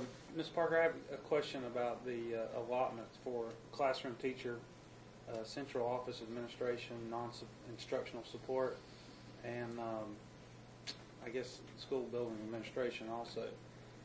All of those except for school building administration have seen an increase in the amount of dollars. Is most of that related to the state increase in salary? Absolutely. Is there anything other than that? Would you receive any extra positions? Well, I transferred. If you look at classroom teachers, one of the reasons you see growth there is because they changed the rules on me, and I'm not transferring anything out this year because it doesn't benefit us to do that. But like on central office administration, that increased by exactly 2.6%. The impact of the 1.2% raise, the increase in the retirement contribution rate, and the increase in health insurance averages out supposedly to 2.6%. So that's really just a status quo situation. Right. It's not an increase. So, well, and I think that's important to note that really, there's when teachers receive an increase, it's important to note that not only does that increase their salary, but it increases their supplement. And then some folks move up in a number of years service, and so some of those benefits also increase. But the only real raises associated with any of these positions start at basically the state level, and the rolling effect of that increase. Yeah, I mean, every employee got a 1.2% increase if they were employed as of July 1st, which was a Sunday. Every employee. Which was every employee. Every employee. That was wonderful to try to figure out who was employed as of July 1st. It was a Sunday. Okay. Ms. Baldwin. Yes. In the base budget that was prepared for us last year, which unfortunately you're looking for it right now, my tote bag was misplaced at Robertson. I am concerned because there was a pie chart that broke down our state and county funding and federal, and I believe it was about 24% of our budget came from the county, maybe 62% from the state, and about 14% from the federal government. And the piece I'm concerned about is that we didn't ask for any increase from our county commissioners this year in the budget. And I was talking to some other school board members and found that they were very disheartened because their county commissioners were only giving them 35% of their budget. And I said, wait a minute, we're only getting 24% from the county. How can that be? Why was the decision made not to ask the county commissioners to help pick up some of the slack, for example, in the textbook fund? Yeah, that's been kind of a long-standing approach we've taken with the county. It goes back to Frank Yeager's years. He was the first one that implemented it. Is that we explained to them where we're going to need a major increase in funding like we did for opening the 2 new schools. They gave us a $2 million increase last year. And what the kind of long-standing agreement was that they would fund those large things, but we would manage our own shop kind of in between those large whips in funding. So we got a very significant increase from them last year, about $2 million. And that's one thing that's delayed the budget adoption was I was working various strategies to make sure that we could balance. I mean, when you've been in place 25 years, you just kind of know on a gut level whether you can make something work or not. And that was why I was comfortable when we brought the interim budget to you, saying that we think even with these things happening, we can make the budget work without an increase in funding from the county commission. The 1.2% raise was unexpected, but we have been able to cover that with the same program of services. And that's certainly something we can do as a board if we choose to do so. I mean, we can certainly sit down with the county commissioners and see kind of how they feel. Right, and along those same lines, we did get $12 million every year from the Article 39 sales tax to fund, which is restricted to construction only. And I I would propose the same thing, that we sit down with our legislators, because that was, I understand it was a local bill that was passed at some point in the past, that created that special, if you want to call it an allotment, from the sales tax.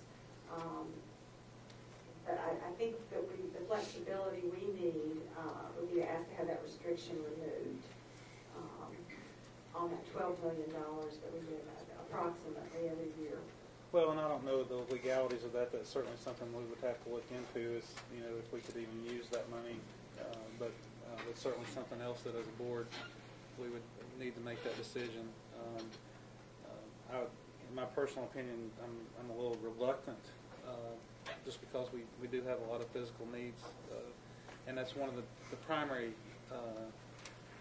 responsibilities of the county government, is to make sure that we maintain our buildings with that money. But that's just my opinion, and certainly something that we can look at as a board with our budget. We'll be starting a new budget pretty soon, won't we, Ms. Parker? Yeah, Dr. Ball. Ms. Baldwin, just sort of tagging on to your thoughts. One thing I think we can do as a board is advocate what occurred 3 years ago, where the portion of lottery funding that was identified for capital fund, we had that flexibility to use, and that was crucial for us to maintain those classroom teaching positions that year. And that's something I think, you know, as an entire board, we could advocate with our legislators, because that would take legislative approval. And it's been done once before, so there's potential there. Well, and not only that, Dr. Baldwin, I mean, that was nice that year to have that flexibility in the lottery funds, but I also think that we really need to advocate for this flexibility of the ABC transfers. I mean, when you're talking about leaving more than $2 million on the table that we can't use, that's a significant amount of money. That's a lot of teachers, and so I definitely think that you know, we have some new legislators to our area, and I think that we should all make an effort to contact them and make sure that, and that's something that a lot of folks that were elected or re-elected have said, that they want to return local control over these things. So I definitely think that it's something we need to reach out to our legislators and try to get that maximum flexibility, so that we maximize the funds that they say that we have to use.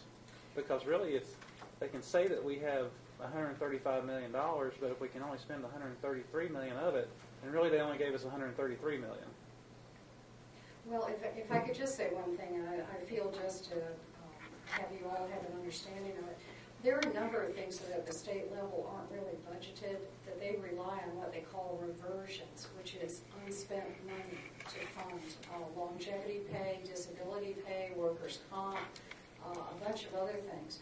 And that's why they've been very concerned, and when they started shutting down the flexibility, is they weren't giving sufficient reversions to cover all those things they hadn't budgeted. So, I mean, they do have a legitimate concern there. I think the way, unfortunately, that they're moving is toward getting away, doing away with the position allotments and just giving us dollars instead, which at first sounds good, you know, because then you can spend it all. But having looked at other states and worked in other states that have that system, what tends to happen over time is there is a disincentive to hire the best and the most experienced teachers, because when you can get a beginning teacher for half what a very experienced teacher with advanced degrees costs, and you know you want to offer the maximum number of classes, I mean there's a very real tendency to go, gosh, I really like to have this other teacher, but if I could have two instead. So that's why they've kept the position allotments in this state, so that we can hire the most qualified person we can find without having to worry about how much that person costs. And that's true of teachers, instructional support, school-based administrators. And the trade-off for that is, you know, things look kind of wonky. It looks like you're leaving money on the table.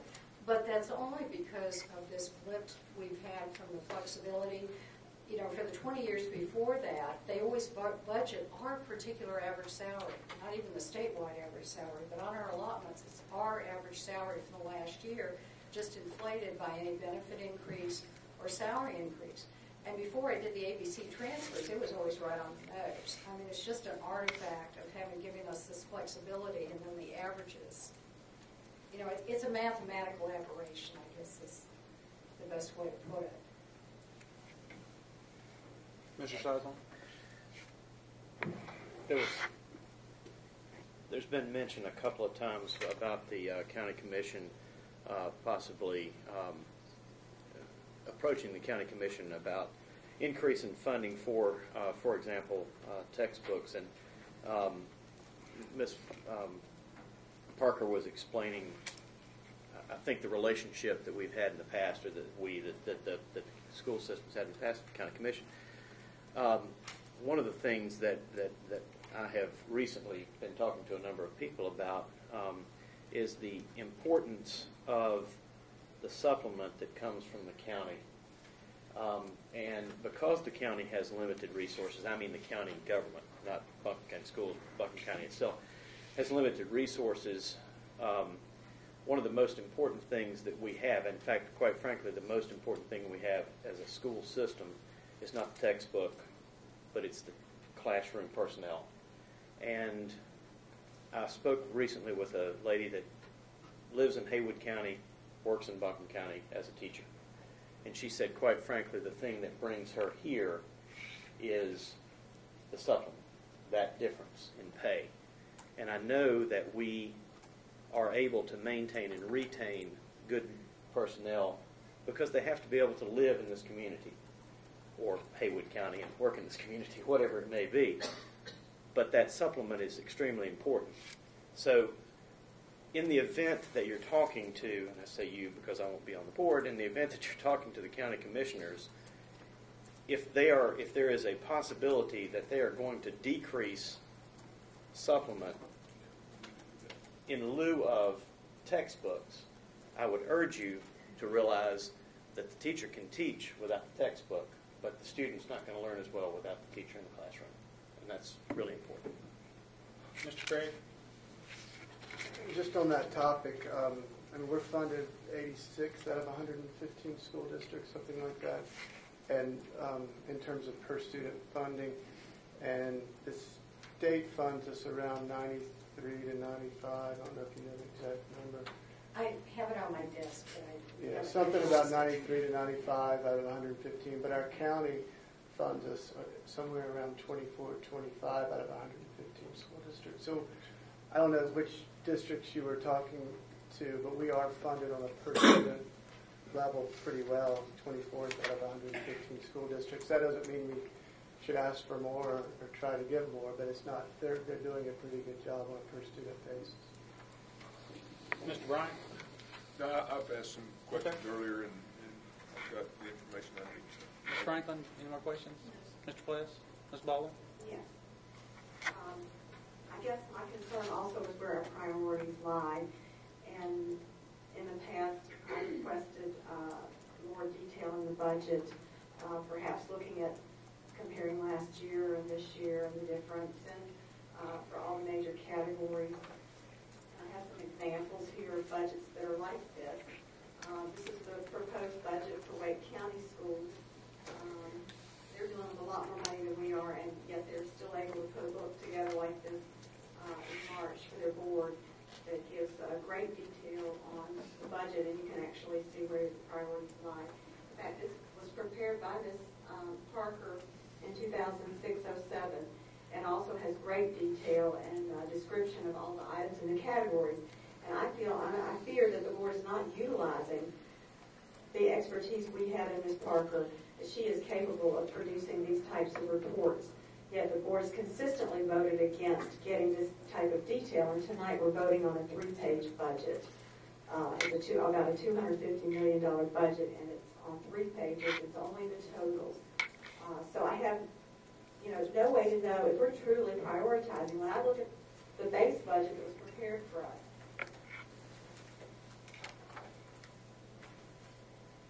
I see items like, I think something's wrong with my microphone. Communications Department getting $1.7 million. Now, I think it's important. I love the websites we have for the school. I think the The automated phone calls are fabulous, but how could we possibly be spending $1.7 million on communications when we can't even afford to broadcast these meetings on our own cable television channel 16 the school system has? If you could look at the tab that explains that, that's not 1.7 million for the communications department. That includes a lot of school-based personnel who communicate with the public, the receptionist at each school. Each one of those categories has a tab, and there's a one-page summary behind it that breaks down It's tab 11. the major categories. And then it So has- that's not the communications department. That's everything we as a district as a whole And so here's spend. the summary of the 1.7 and how it's spent. And then there's a line item budget for each one of those categories that goes through that adds up to 1.7 million. So it is pretty detailed. And I would just like to say the document in Ms. Baldwin's hand is much more than 3 pages. I've got 60-something on But this is not the budget for this year. This is not what we're voting on. This is last year's budget that we received after the fact, and it was used as a starting point to form this year's budget. How similar is it to The only difference is one of the reasons I did not give you a year-to-year comparison between last year and this year is because I've had to move funding around so much. You'd be, in a lot of cases, looking at expenditures here, 0 here, then go down further, and there's 0 here and expenditures here. It's the same thing being funded. I just have to pay for it from completely different sources because of what's gone on with our financing. And this is happening to every school district in the state. One of the conversations I had with the fiscal analyst from the General Assembly yesterday is I showed them that document, and I told them I completely ignored account codes when I did this. And they said, you know, that's our biggest problem because everything's broken down by fund, and because things are moving so much to try to keep them funded, we can't keep track of where they are. And that's the kind of thing we'd like to be able to do, to look at the budget holistically. What that document says we're paying for is what you're voting on tonight. It's not paid from the same place because I didn't have the same funding in place as I did last year. Last year I used some of the last of the ARA stabilization money. That expired September 30th a year ago. This year I'm using federal EDUJobs money instead. 2 completely different PRCs. They'd appear 2 completely different places if you were looking at a budget to actual comparison. Some things I funded last year out of state, I'm funding this year out of local, and vice versa. So that's what makes it very complicated in a situation like this, where the state funding decreased significantly. There was federal replacement funding, then there was a second wave, and we're in a phase down from that. It's very, you can't really look at individual accounts, which is the only way I can do a budget to actual comparison, and to see if there's really a change from last year or not. But it is that same program of services. It's just not all paid from the same account. In some cases it is. The difference is roughly the 1.2%. Exactly. Yeah, I mean, the differences were the ones that we disclosed is we have had an expansion of our Spanish program. It's modest. We hope to do more. But it was not from putting more money in it. It was that regular classroom allotment of teachers that's dealt with in the first section. Principals saying, you know what, I'm going to convert this to a VIF position that can do an immersion classroom or, you know, things like that. So it's the same programs, but again, our principals, to the maximum extent we can, we allow them to exercise site-based management, to decide what courses they're going to offer with their allotment of teachers, how they're going to spend, you know, their instructional supply money.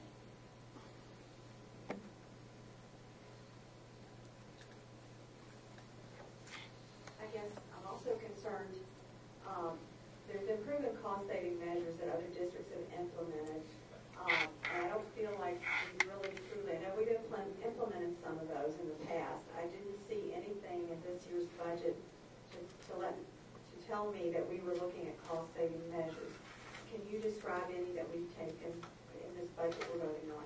Most of them we took years earlier, and we're continuing them. I know there's best practices from other schools as far as bidding out contracts.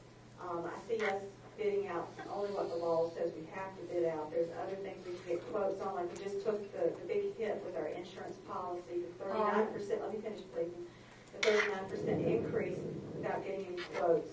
We just bid out all those, the kitchen equipment individually, one serving line at a time, rather than bundling them together to get cost savings. I'm really concerned that we're not looking at everything we can to save money and free it up for the classroom. All right. Any other questions? Okay. All in favor of the 2012-2013 budget, please signify by saying aye. Aye. All opposed? Aye. Okay. Moving on to the academic calendar for 2013-2014. Ms. Parker, thank you very much. I'm sorry. Thank you very much for your time. All right. Do I have a motion to approve the 2012-2013 academic calendar as presented? So moved. No, Ms. Franklin, go ahead. Sorry to interrupt. I'd like to recommend approval for the academic calendar 2013-2014. I'm sorry, 2013-2014. If I said that wrong, I'm sorry. Going backwards? I'm trying to stay in this. Birthdays do that to you, don't That's they, right. Mr. Chairman? That's right. I'll second the motion. Okay. So we have a motion and a second. Any questions or discussion? We'll start with you, Mr. Bryant. I've looked over. I was fortunate to be able to go and sit in the first two. I believe that Ms. Swan, you met 3 times. Is that correct? Correct. I was able to sit and just observe the first 2 meetings. The thing I took from it was how involved a lot of different constituencies were in expressing opinion, and there was healthy debate. Any time you have to make a decision, you can't please everyone. But it was healthy debate, and trying to do what I heard from students, from parents, from teachers, from principals was trying to do what's best based on the information they had and what they felt like they had to do as it related to the law, and it's reflected in this document. I just would say thank you to you for your leadership with that group and in bringing this to us at this time. Mr. Sizemore? How many questions? Mr. Craig? Ms. Franklin? I also want to thank Ms. Swanger and Ms. Lopez for heading up this calendar committee, and I think they did a phenomenal job. I was very pleased with the whole process. Like Mr. Bryant said, many stakeholders were involved. Surveys went out to parents and teachers, and they were taken very seriously, the results of those surveys, and they implemented the suggestions made by those people into the calendar, and I think it's a very family-friendly calendar. And I just want to really thank you from the bottom of my heart. Personally, this is a very important issue to me. And I have one question. I know we added the extra 2 days this year to the calendar, and I just wasn't sure if those were, if we have snow days, are those extra 2 days going to have to be made up since we do already meet the minimum number of hours required? I didn't know if that was going to be like some cushion that we had, that we didn't have to make those first 2 snow days up possibly. We have added hours of instruction cushion for any late starts or early dismissals with weather.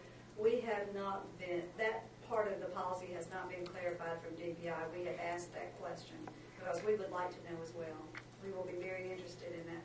We mentioned it to our state superintendent at the last meeting. All right. Let us know as soon as you hear something. We will. Okay. Thank you. It was a good process.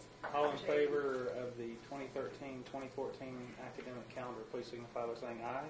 Aye. All opposed? Okay. Next, we have the personnel report. Is there a motion to approve the personnel report? I'll make the motion. All right. We have a motion. Is there a second? I'll second. All right. All in favor of the... Excuse me, I know we have discussion after the second. Just a quick note. The format we are given is fantastic that Ms. Lopez has developed, gives us lots of detail about the people being hired. I just want to suggest that we add a column. Many businesses have an nepotism policy just to let us know who's related. It's just a matter of transparency. And I wanted to, I'm not sure if it's appropriate to amend the motion to approve the personnel report. It may need to be a separate motion that we do add that piece of information to what we get as a board. Not on the agenda, so the superintendent can take that under advisement. Okay, thanks. Sure. All right, all in favor of the personnel report, please signify by saying aye. Aye. All opposed? Aye. Okay, moving on to the minutes of the open session, October 4th, 2012 meeting. Do I have a motion to approve those minutes? So moved. Is there a second? Sorry, Ms. Second. Okay, any discussion? All in favor of the open session minutes, please signify by saying aye. Aye. All opposed? All right, a couple of things that we moved. First of all, still on the action agenda, Community High School, local option, ABC criteria. Is there a motion to approve that? I'll make that motion, Mr. Chairman. Is there a second? I'll second. Ms. Baldwin, you had a question? Yes, I did. I just wanted to clarify, this is the proposed local option ABC criteria for community high schools. Is this different than what the school improvement team school improvement plan would be? Is this a separate? Yes, the State Board of Education in their policy lists criteria that alternative schools can select from. There are 8 choices in a template, and these schools may choose from any 3 of those 8. One must be dealing with high expectations. So this is through State Board policy. We are expecting that this to be in effect for this school year, but knowing next school year our accountability system will change, we may see changes in that. But both middle, college, and community high work through their school improvement team and design those goals based on the choices that the State Board policy provides for them. Community high has worked in conjunction with their turnaround grant as well as their school improvement plan. I guess my other question follow-up is, I'm glad they're using data, but how are they defining? To me, it seems very vague. When you're saying the percentage of students making better grades is 62% and will increase to 68%, how do we define better grades? Is there a definition for that? They are using outcome grading, and they collect data for their turnaround team. When I'm a member of the turnaround team, and when we go in, we're presented with that data monthly. Principals, well, he wasn't here, he stepped out. We do monitor because they are in that grant. Thank you. That was very nice. Board members, any other questions? All in favor, please signify by saying aye. Aye. Any opposed? Okay, next on the action agenda is the Irwin High School use of capital outlay athletic allotment. Is there a motion to approve this? I'll move that. Is there a Mr. Chairman. second? I'll second. Ms. Baldwin, you had a question? Yes, and I don't know if anybody's here to answer it, but there was just a discrepancy on what we were given. That the project, I guess, was an estimate for $800, and I think the actual price was $1,275, and I didn't know why there was a discrepancy and if this was bid out or not. Mr. Fearley? There's actually 2 items on this request. It's for 2 different buildings at Irwin High School for roll-up doors.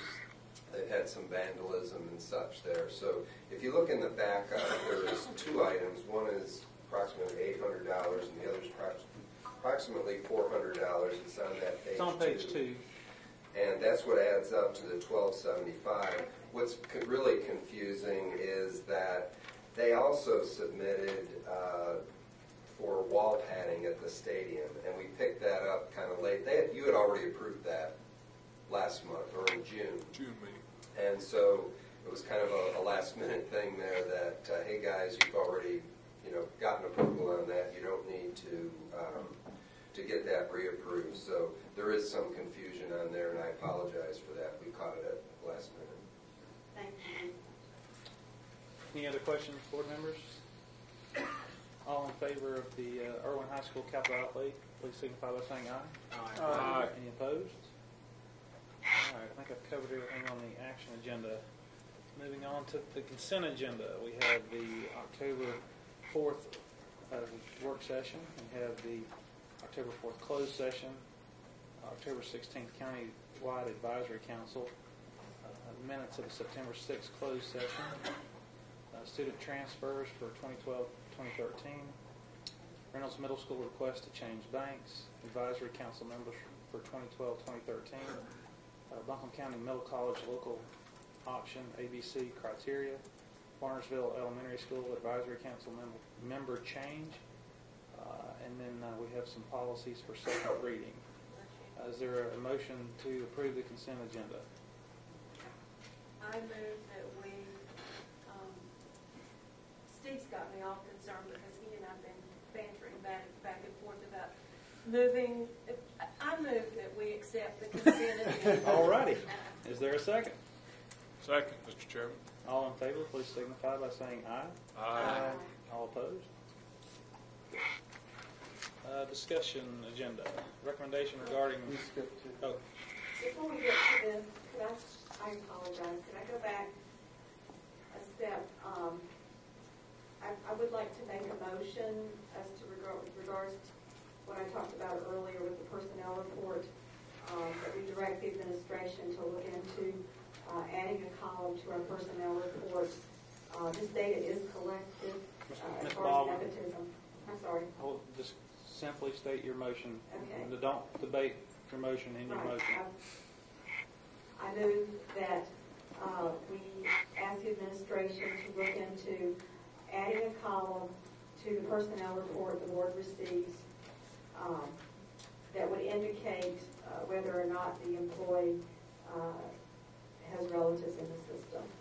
Well, I would also ask you that if you would wait until we get finished with the agenda. We'll be down to new business. We're going to have a discussion about board directives.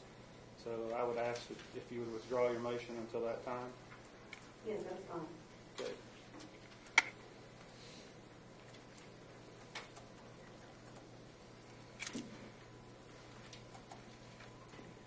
Mr. Chairman? Yes.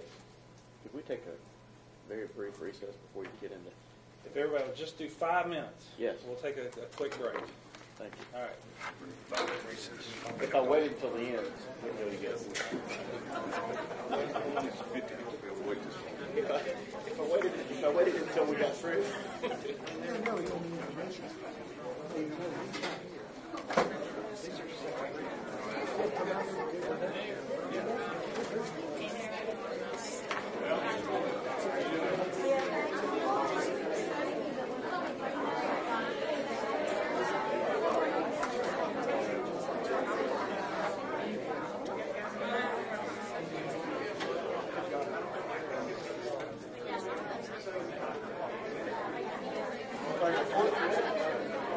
Oh, yeah.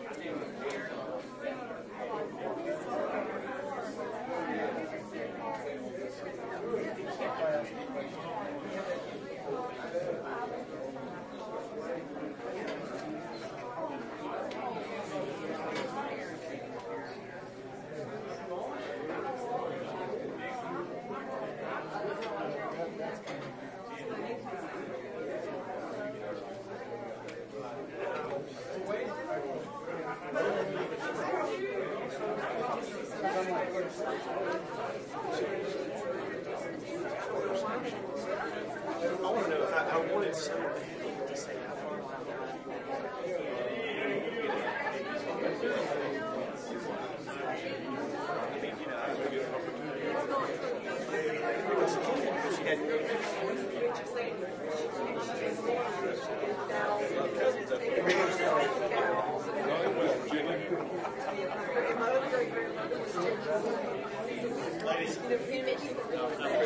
miss you. Well, I appreciate that. I needed 2886. Yeah, 2886. Wasn't much. Wasn't much. That was enough. I do appreciate that. And I appreciate y'all sticking with the issue. You know, it's I really have to go back and forth about that whole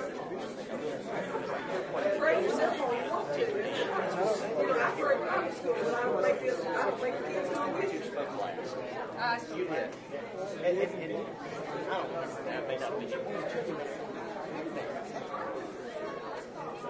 It makes perfect sense.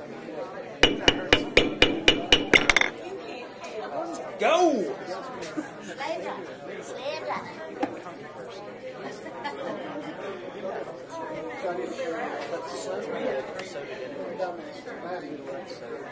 You're not going to get the airplane right now. You're not going to get look out for it. Oh, no. You're not having this group, Travelers. Virginia Tech's what I'm thinking about. Yeah. Where are they playing? Florida State. Oh, where at? We'll see. In Blacksburg. Oh, okay. Yeah. Down here, but hey, we're covered. Hey, listen, Tar Heels. I went to the Miami game. At least the weather was nice. Second reading. Yes. If we didn't do anything else. That was good. I'm sorry, that's all. You said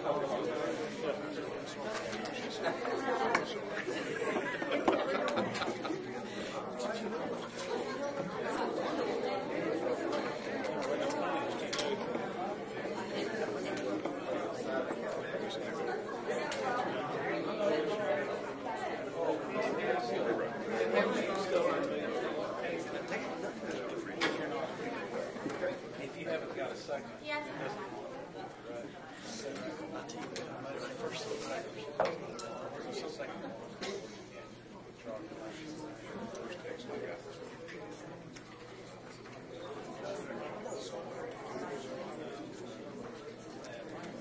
They were talking about that.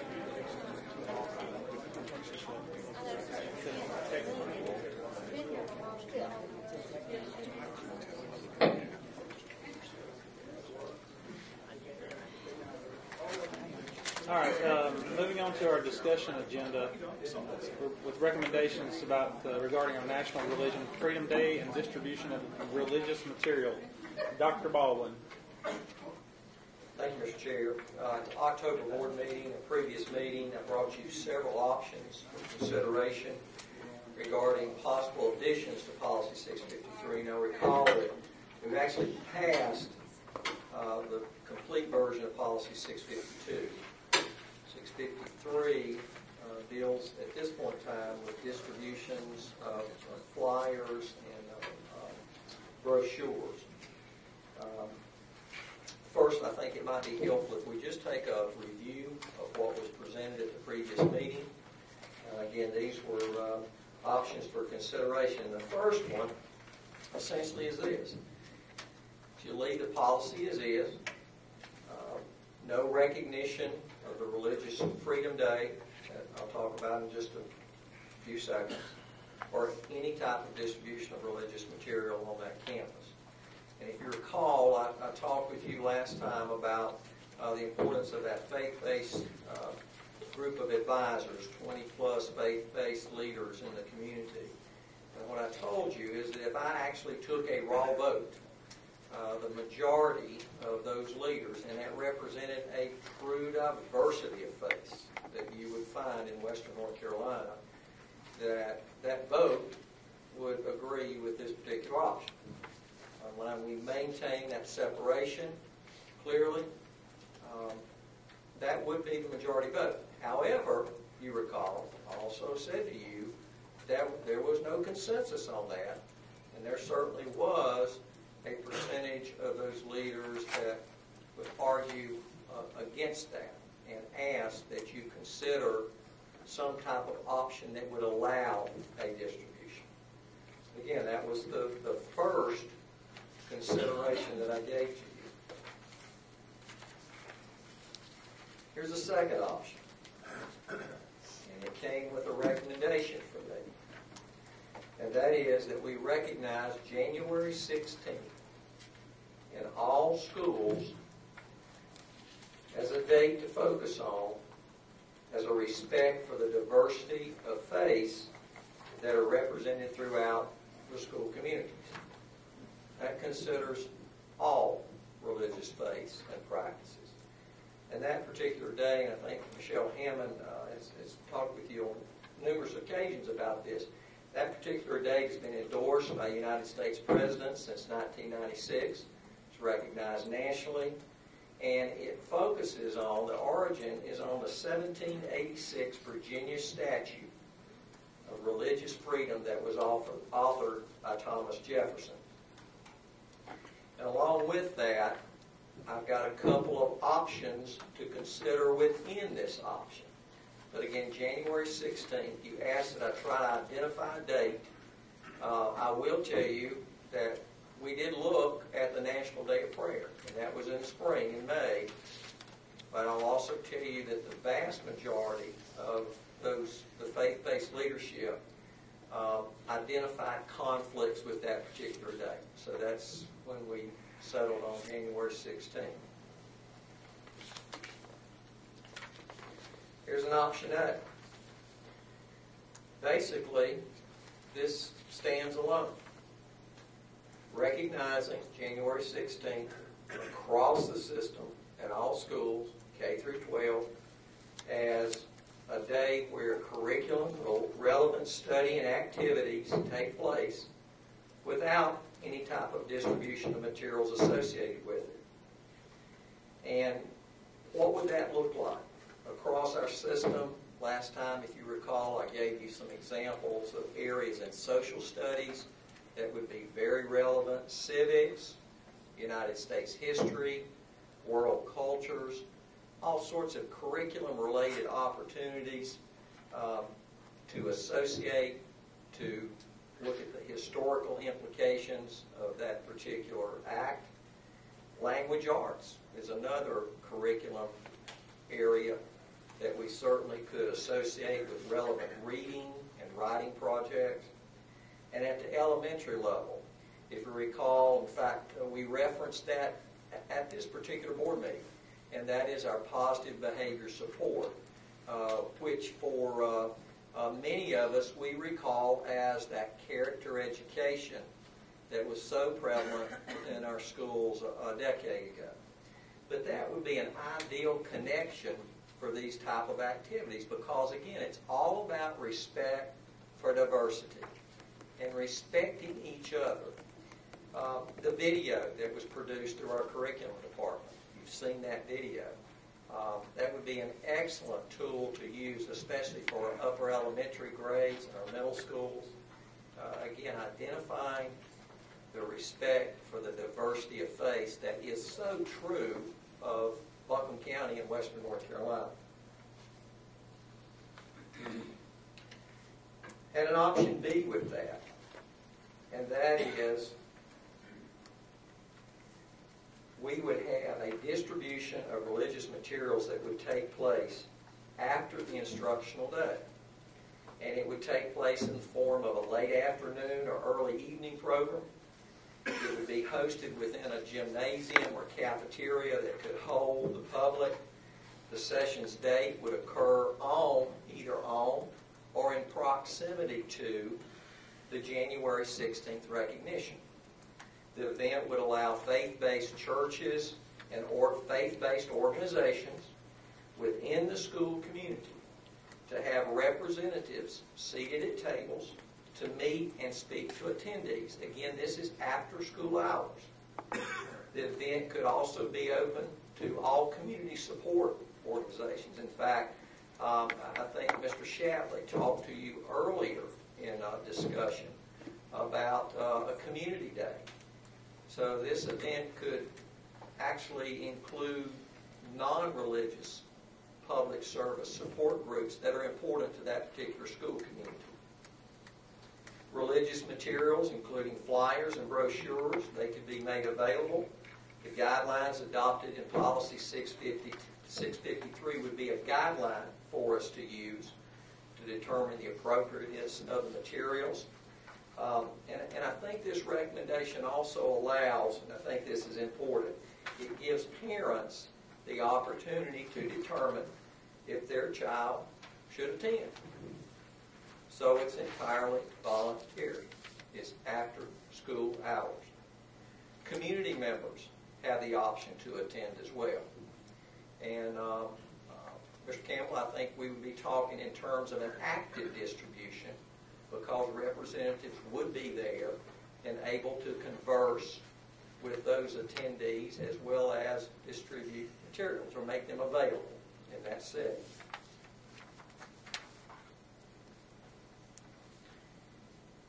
If you recall, at our last board meeting, I talked about an option for a pilot, this being the first year, and looking at the timeline, on January 16th, before we blink, it's going to be here. And that option would allow one school within each district for an after-school event distribution to take place. The option would be to identify one district as a pilot this first year. I think, Mr. Reinhardt, you asked that we continue to include that as an option for a pilot district for this first year. If we did not use a pilot, then each of the 6 districts would identify a representative campus to host the program, whether it be at the high school, probably high school, middle school. The gymnasium probably is our largest available facility that could be used. And again, my recommendation, though, in this first year is we really look at identifying a pilot district because it would allow us to really identify areas that we know we will need improvement for the future. Now, the last board meeting, you asked me to come back to you and provide an option that would include passive distribution. It's a huge difference. Passive distribution that would take place at some point in time in the school day. Again, identifying a single day in proximity again or following January 16th, we would structure a passive distribution opportunity for students. And in talking through with administrators, this would be done during the lunch block. Makes the most sense, especially where we have intermediate schools with 5th, 6th, the 7th, and 8th, because the lunch periods allow those grades to be differentiated. Religious material would be approved using the guidelines that currently exist. That would be one resource. These materials would be placed on tables for students. And what I'm bringing to you is the inclusion of grades 6 through 12. This would include our intermediate, our middle, and high school. The distribution, again, passive in nature, with students allowed to select one like item only. Again, we feel that would be important. One like item only. In other words, a student could come up and just pick up 40 samples of a certain item. I would also recommend strongly that the guidelines that currently exist, that are primarily for flyers and brochures, that we would need to, in consultation with our board attorney, look at some additional guidelines to develop a better filtering system. In other words, an opportunity to look at it from even through the superintendent's office in terms of identifying those materials and making sure that they are appropriate to be placed upon those tables. I do wish to note to the board that I believe that my initial recommendation that I brought to you at the last board meeting, that religious materials be made available at a time beyond the instructional day, that allows additional parental control is the better option of choice. That said, what I brought to you is that option during the instructional day. Question? Can I start? January the 16th is there, and I don't know what the board would decide to do, but it's awfully close as I look at the calendar that was just presented to us for next year. And currently, is there something magical about that day? Is January 16th always that national day? Or is it the Wednesday of that week? Or My understanding, I probably need to go back and make sure that I'm giving you a 100% accurate answer to that, Brian. My understanding is January 16th is the date that's been identified, wherever it falls. It falls within our calendar right at the end of, and perhaps at some point in time down the road could wind up a day before, even during final exams for our high schools. And if we went that way, if we decided to do it, whether it be passive distribution or after school, you're adding some things to the equation because you're going to involve your high school principals and teachers and assistants and everybody. There's a lot of people involved with that day. So I'm not necessarily advocating for it, but I am concerned if we went that direction, if maybe some additional look might be good in terms of the specific date. That's why I asked the question. It is the specific date, January 16th. Thank you. And again, we're reading from one of the websites, encouragement of schools to recognize religious freedom during the school week leading up to January 16th. So I think there would be reasonable options there. But January 16th is the actual day. Okay. Thank you. Another question, if that's okay. I'm real sensitive to the administrator's time. Who would be responsible? Let's just say we do the one where it's after school.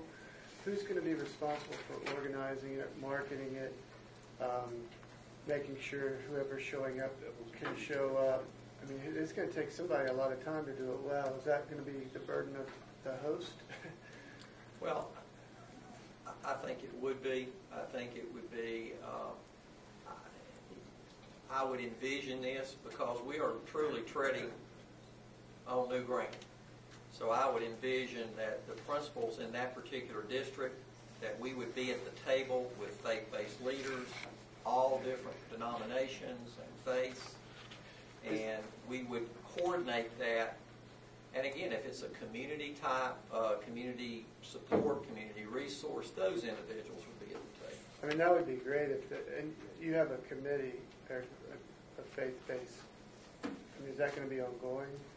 That is ongoing. I don't know if we would tax them. If, for example, we were providing this in each of the 6 districts, I think that might be a little bit too much to ask. However, my vision we would model that particular structure for each of the districts. Or if it's a pilot, certainly for that particular school district that's piloting for year 1, that would be the type of structure we would put in place and work with those individuals. So, because the coordination, in my opinion, would certainly rest on the shoulders as well of the school with the community faith-based groups. Board members? I was just wondering if we could get some information on best practices in other districts, if they've tried any of these things. I'm just curious, I don't know if that's something you've already looked at. As I say, I think we're treading in new ground. We are aware that systems across the country do have what's called community nights, where they open it up and they do include faith-based organizations, but it may also be, Ms. Baldwin, the Hominy Valley Baptist Church with one table beside the YMCA after school, as well as the Evelyn Foundation at a table. So it's truly the sources that impact the community. I don't know if this would work, but I'm thinking back to when I was the co-chair at Fairview Elementary for the Fall Festival. If there's a vehicle that already exists in a school that could be utilized for this, it would eliminate a lot of the planning that principals or administrators or teachers might have to do. I don't know if it's possible to let each principal, and it wouldn't fall on that week of January 16th, but if the distribution, like you just said, if that community asked that they could have food, something at this fall festival, that would work really well. It just depends on what I think that's really a good parallel. And because you got your PTSO, your leadership team, you also have the principals have the advisory councils that are available to them. I know a parallel group that we met with earlier was our youth ministers. We had youth ministers here in a room, probably had about, I'd say, 24 that represented across the county. Another good source. But I think you're absolutely right. If we have a structure in place, that's where we would start.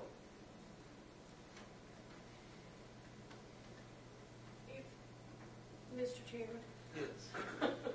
If we contemplated doing the pilot program and we did it at one place in the county, how would we organize that? Have you thought about that in the middle of the night while you're worried about school, snow days? I think a lot of those go in the middle of the night. I'm curious as to what you kind of vision that being. Well, I think if we use a pilot, we'd have to identify which one of the 6 districts is going to be that pilot. Probably the best suggestion I heard came from the chairman, said that we find a hat somewhere and we put 6 things in there and we draw. But you would envision the pilot just being within that district, not from all over the county. It would just be from within that district, correct? Right. For example, if it was in the Reynolds community, for example, then you would work with the Reynolds principals. You would identify your facility. In my opinion, if you're looking at a community type event, you're going to have a facility that can host cafeteria, gymnasium is probably going to be best suited to handle that type of numbers. Mr. Sizemore? Thank you, Mr. Chairman. I don't think I'm going to end up with a question out of this, but because it is on the discussion agenda, and because this will be my last opportunity to discuss this, unless I come back with public comment, I want to look at this from several angles, and I promise I'll get to a point with this in a moment. I'm not sure what that point's going to be. I'm sensitive. Mr. Sizemore? Yes. I'm sensitive to what Meg Turner and John Barber and the principals on behalf of what John that John was representing, because I know it wasn't just John individually, have said. Meg and I have talked about this in the past. We ran into one another at lunch one day out in the community, and we talked about it. And I told Meg that I would that it was my opinion that we needed to minimize the impact on the schools in the school day. I hope what I'm going to say doesn't change that, but if I do, I apologize in advance. I think that what we've got is an incredible opportunity. Our schools, I've said this a number of times, our schools are the center of our communities, and our community is made up of vast diversity. And while I know we spent a lot of time on this, and all due respect to Ms. Travelli, I know that we would be better served if we could spend time trying to find money for the arts programs and other things. The board is to adopt policy, and this is a policy issue. The opportunity for option A under your Religious Freedom Day, ideally, in my opinion, is the best option that we have, because it gives an opportunity to have a discussion that is not, it's a non-secular discussion, However, as we've discussed a number of times, the devil's in the details, and how we do that effectively so that an English teacher is able to communicate effectively without taking a position that is offensive to someone, that is somehow indicated that it is creating a problem for another religion, is going to be difficult and possibly impossible. But the ability to have those discussions in a learning environment would be wonderful. Is it possibly going to create controversy? Sure.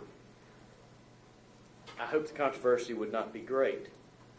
But a lot of things that we do create controversy, yet ultimately make us a tighter community. We integrated the schools years ago. That created a tremendous controversy, but we're much better for it now as a community. We've done so many things. This is just a step toward, I think, bringing the community together, recognizing the diversity in the community. How we do that and how we don't impact the curriculum in a negative way is very difficult. But I hope that we can find a way to do that. I think it's also a great idea to allow the distribution of materials outside the school day. I think it's detrimental to do it during the school day. I think that having the last half of the day with those students having that material could create a greater controversy than needs to be created. But to have an opportunity for the students to have included in the curriculum on a day information provided to them as curriculum relevant studies, as you've indicated here, and then to bring their families back as a family to the school after school and to get information, I think creates a wonderful opportunity for the community to come together. Yeah, I completely agree, Steve. I think that's an excellent suggestion, that option A be taken. Yeah. And I was thinking the vehicle for doing this after school could be the open house that's held the first of every semester, beginning of the year, particularly just because if there's community activities, things that kids might want to sign up for. I think some churches have groups called Awana, or there's different kinds of groups that would give an opportunity maybe in September or October, and there are activities kids might want to take part in that they would be able to pick up information, or their parents would be able to at an open house. And every school holds an open house, so it would be a way. I know we talked about grades 6 through 12, and we could just do it in the middle and high schools, have that night, but maybe it's something we want to look at for K through 12 if it's at an open house.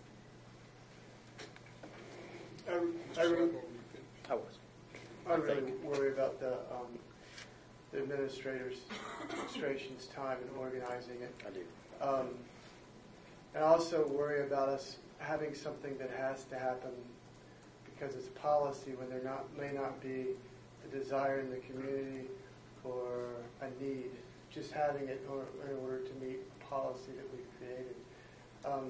At any point, correct me if I'm wrong, but at any point a group could rent one of our buildings or occupy one of our gyms and have a community day if the community felt they wanted to do that.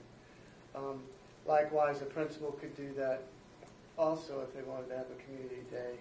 If it would help the community or if it would help the school, they can organize an event like this on their own.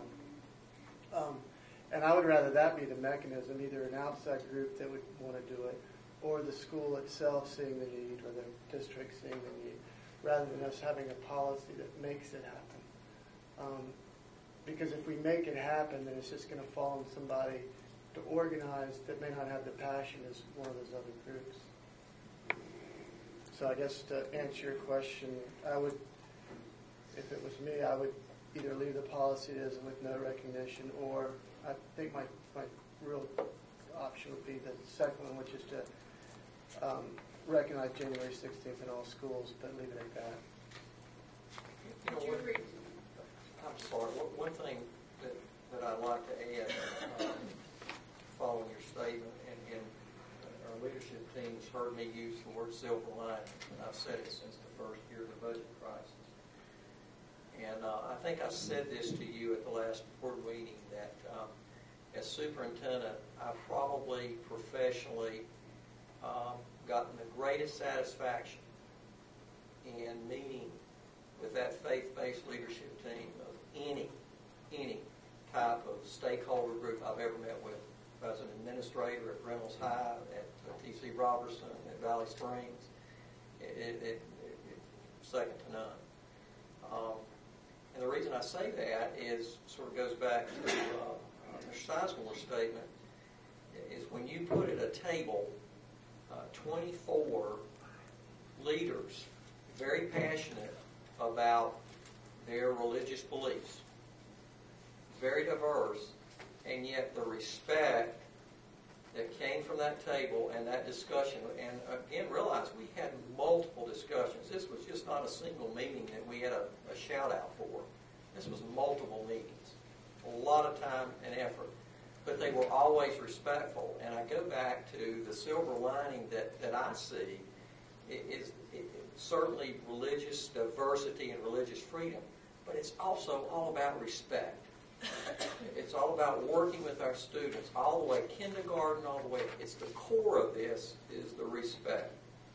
And as we put together something like this, our principals, if you're not aware of this, silver lining again, the budget crisis has forced our administrators and our central office to outreach. In my 18 years in this school system, we've seen more of that. We've been forced to do that. They've made more connections out with their community and with their resources than ever before. Why? We had to. We continue to have to. So I see this as just a natural extension of what is already in place in so many of our school districts with our principals. They've made these connections. It's a matter of the logistics of bringing them back to the table.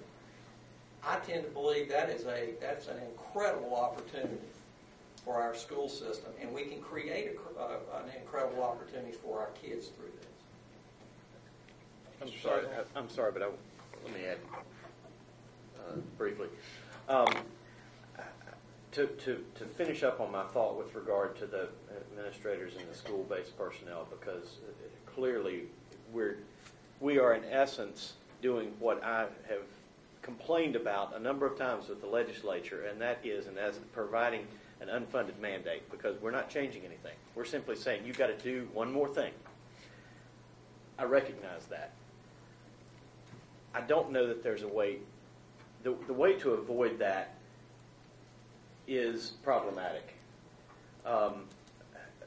We have to provide the support from the central office and the community in order to do it effectively. But to avoid this now is not only, in my opinion, a lost opportunity for a variety of reasons that I've kind of touched on, but I think could create a greater divide within the community, because we heard from so many passionate people speaking on this topic. If they take that passion and feel that it is threatened because they were not considered in some type of implementation, even if it's distribution after the school day, then I'm afraid they may ramp up that passion to a point that it creates greater controversy within the community. And I hope we can use the schools to create the community strength, create a greater community strength.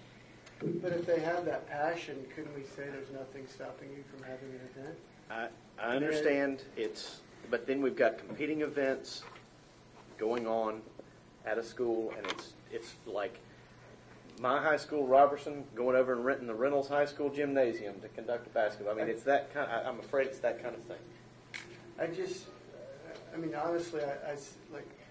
There's certain parts of this county that would be real passionate about this, and there's probably other areas that aren't as passionate.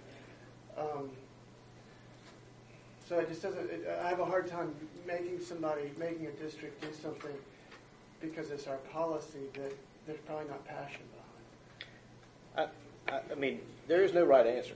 And there's no right answer. I'm not saying I'm right. I'm just saying that's my belief. That's all I Any can more tell you. comments over here? I just wanted to clarify that principals and assistant principals all receive extra duty pay.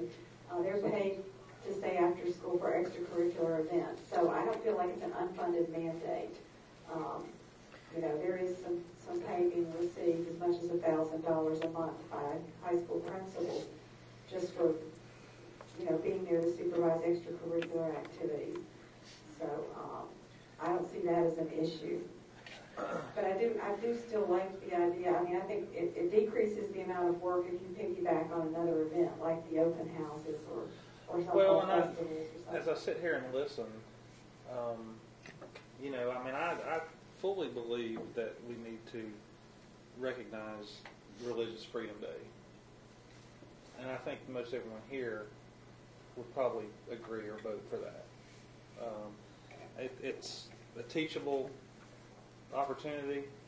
I mean, there's a lot of history in the founding of our country. White people fled to this country. So there's certainly can be tied into our curriculum. And just a lot of good information that I think that's a great idea. I have struggled with the distribution of literature.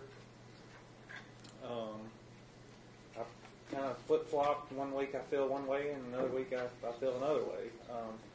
But I think that what I'm hearing is that what we should do is encourage groups that if they want to attend an open house and actively pass out literature after school, in a situation where you're probably going to have a pretty good majority of kids showing up anyway with their parents, I think that puts a minimal burden on the administration at the schools.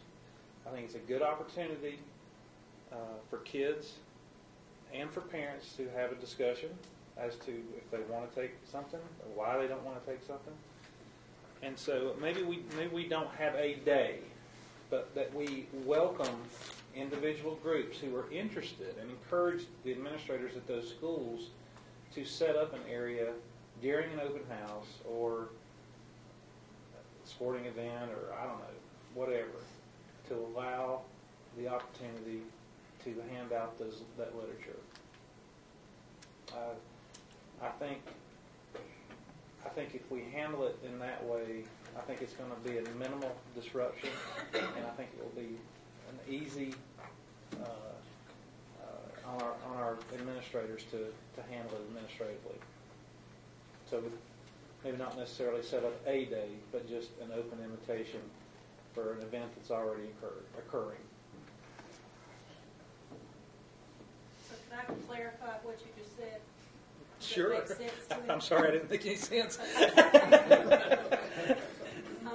Did I understand you to say that you would like to have a Religious Freedom Day, and that perhaps January the 16th might be a good choice? Yes. And that we would ask our curriculum people to help our teachers develop or show some of our teachers where that content might fit into their class. Is Yes. that what you said? Yes. Okay. And then you said that maybe the same day. No, not necessarily the same day. Or maybe not the Right. same day. Perhaps during an open house or some kind of sporting event, that they make available to somebody in the community that would like to come distribute information, that they could be provided an opportunity to do that. Is that what you said? Yeah, I mean, I think it should be limited. I don't think that we should have it available. I mean, I think every school can kind of set up when they think would be the best time to do that, and that it just be maybe 1 or 2 days a year. I don't want it to be every open house or every event, but there's an opportunity, I think at the most 2 times a year, to maybe one each semester, where that there is an opportunity for any group that's interested. They don't have to show up, and we're not saying you have to show up. But if you're interested, you contact that administrator and see So if we give prior notice that that opportunity is going to be available on September 15th, and that they should get in touch with the school system and let them know.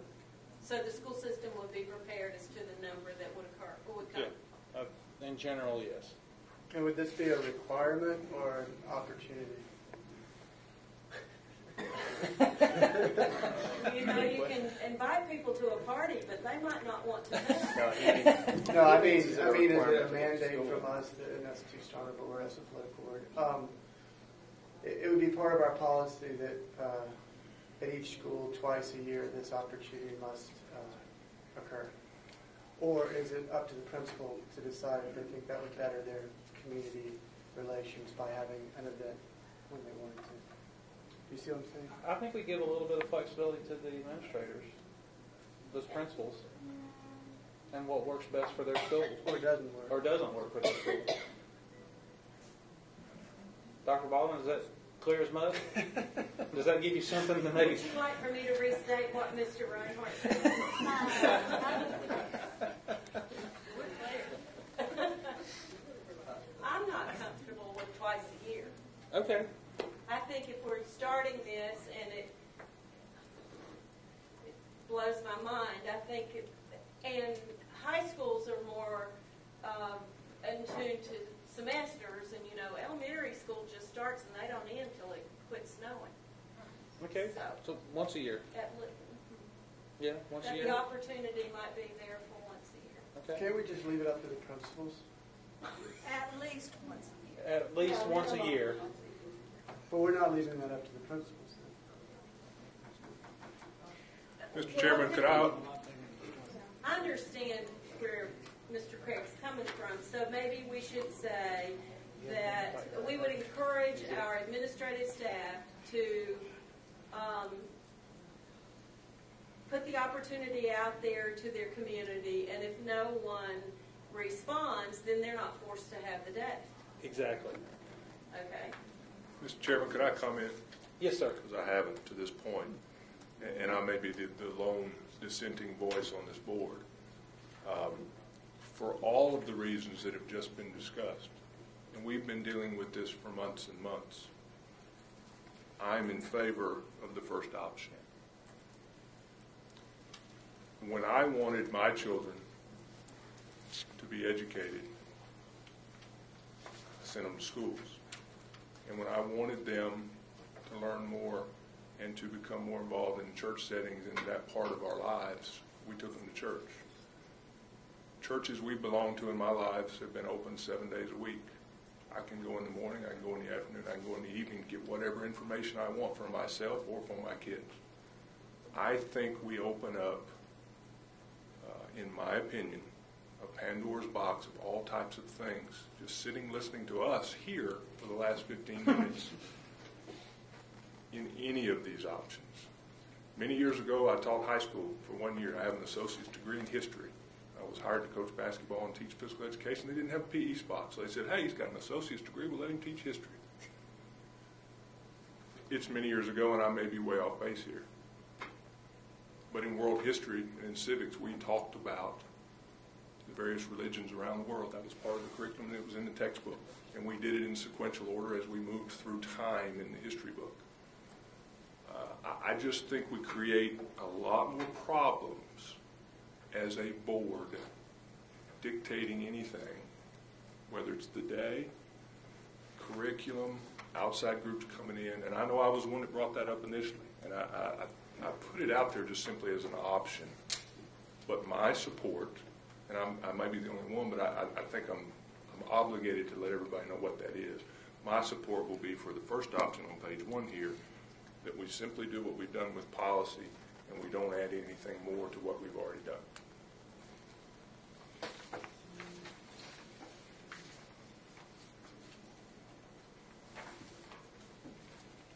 I guess I just wanted to mention, I haven't found it yet on the website. Oh, here it is. I know we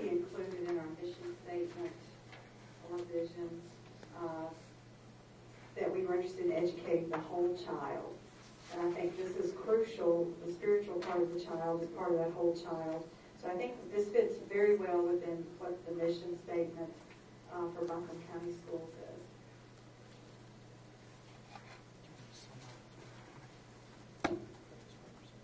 Mr. Campbell?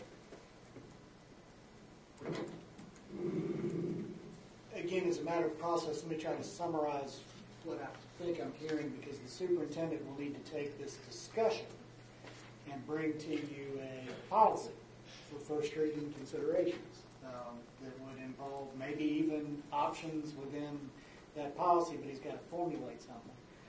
What I'm hearing discussed tonight is a change and is a statement that at each and every Buncombe County school, the principals would be asked at least one time a year to find a time where they could make community groups who want to offer services, opportunities for children, that they would have a space that parents could go to. It would clearly be a community room. It would not be school sponsored.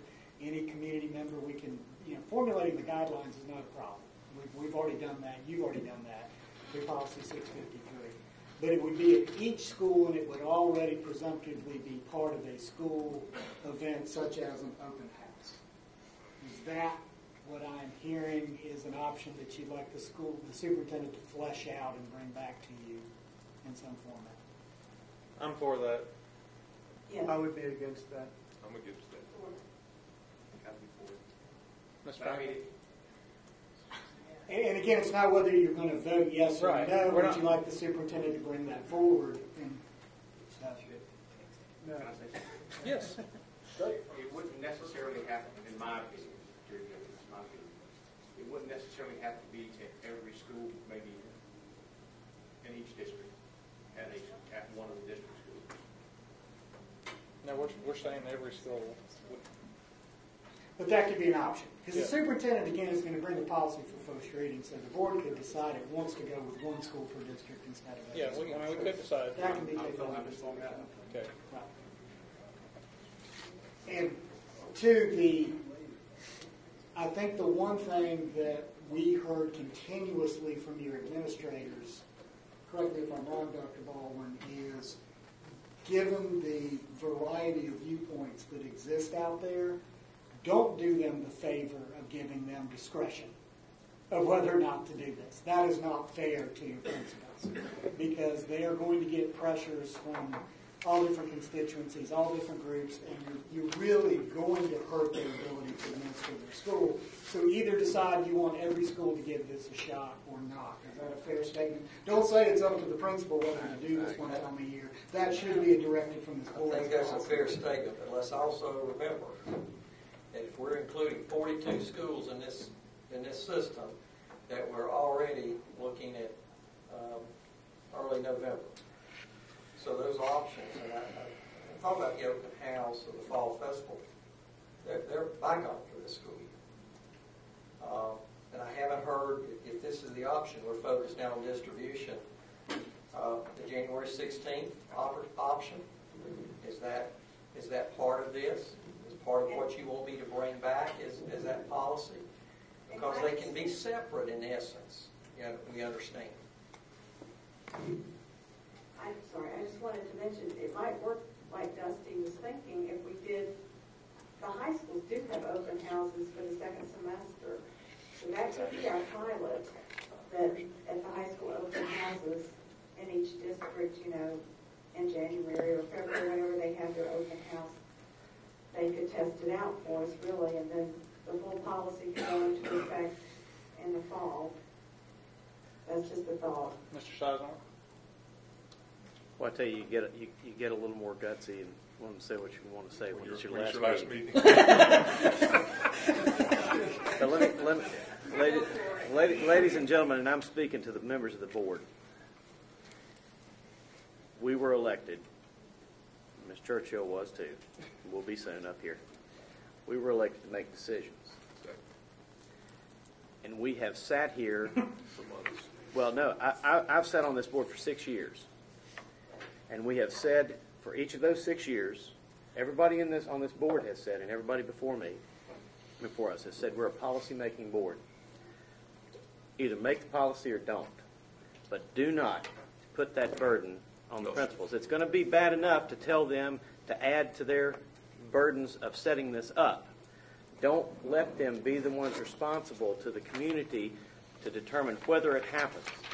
We were as mad as we could be when the legislature said, you get to cut, but we're not going to tell you who to cut because we don't want to bear that responsibility politically. If we're sitting up here as a representative of this community, then make a decision. All right, how about if I make a motion? I would like to make a motion that we recognize January 16th in all of our schools as Religious Freedom Day, endorsed by the United States President since 1996. And that we have a pilot program sometime in the spring in each high school to allow the active distribution of literature in each of the 6 high schools after the regular school day, in conjunction with whatever open house that there is, or give the principals a little bit of discretion, but I think an open house is a perfect opportunity. Okay? And we try it at the 6 high schools this spring semester. We look at it. We decide what we want to do later on in the fall for the next school year. That's my motion. I'll second that motion. Can we do that, though? This is a discussion item. What you've just done is directed the superintendent to bring you that policy. I'll second that motion as a policy direction. Anybody want? All in favor, say aye. Aye. And I will add to that you, under your policy, can dispense with the rules. So if he brought you a policy in November that you all really liked, you could dispense with second reading and pass it on a first reading. So what? You're going to get to discuss it. Yeah, we'll get to discuss it at the next meeting. This is just having to bring it back. I mean, if you want to ask something to clarify my motion. No, that's fine. Okay. All in favor? Aye. Say aye. Aye. Okay. All opposed? Aye. Okay. 40. That was against Mr. Bryant. No. And Mr. Chris. And Mr. Craig.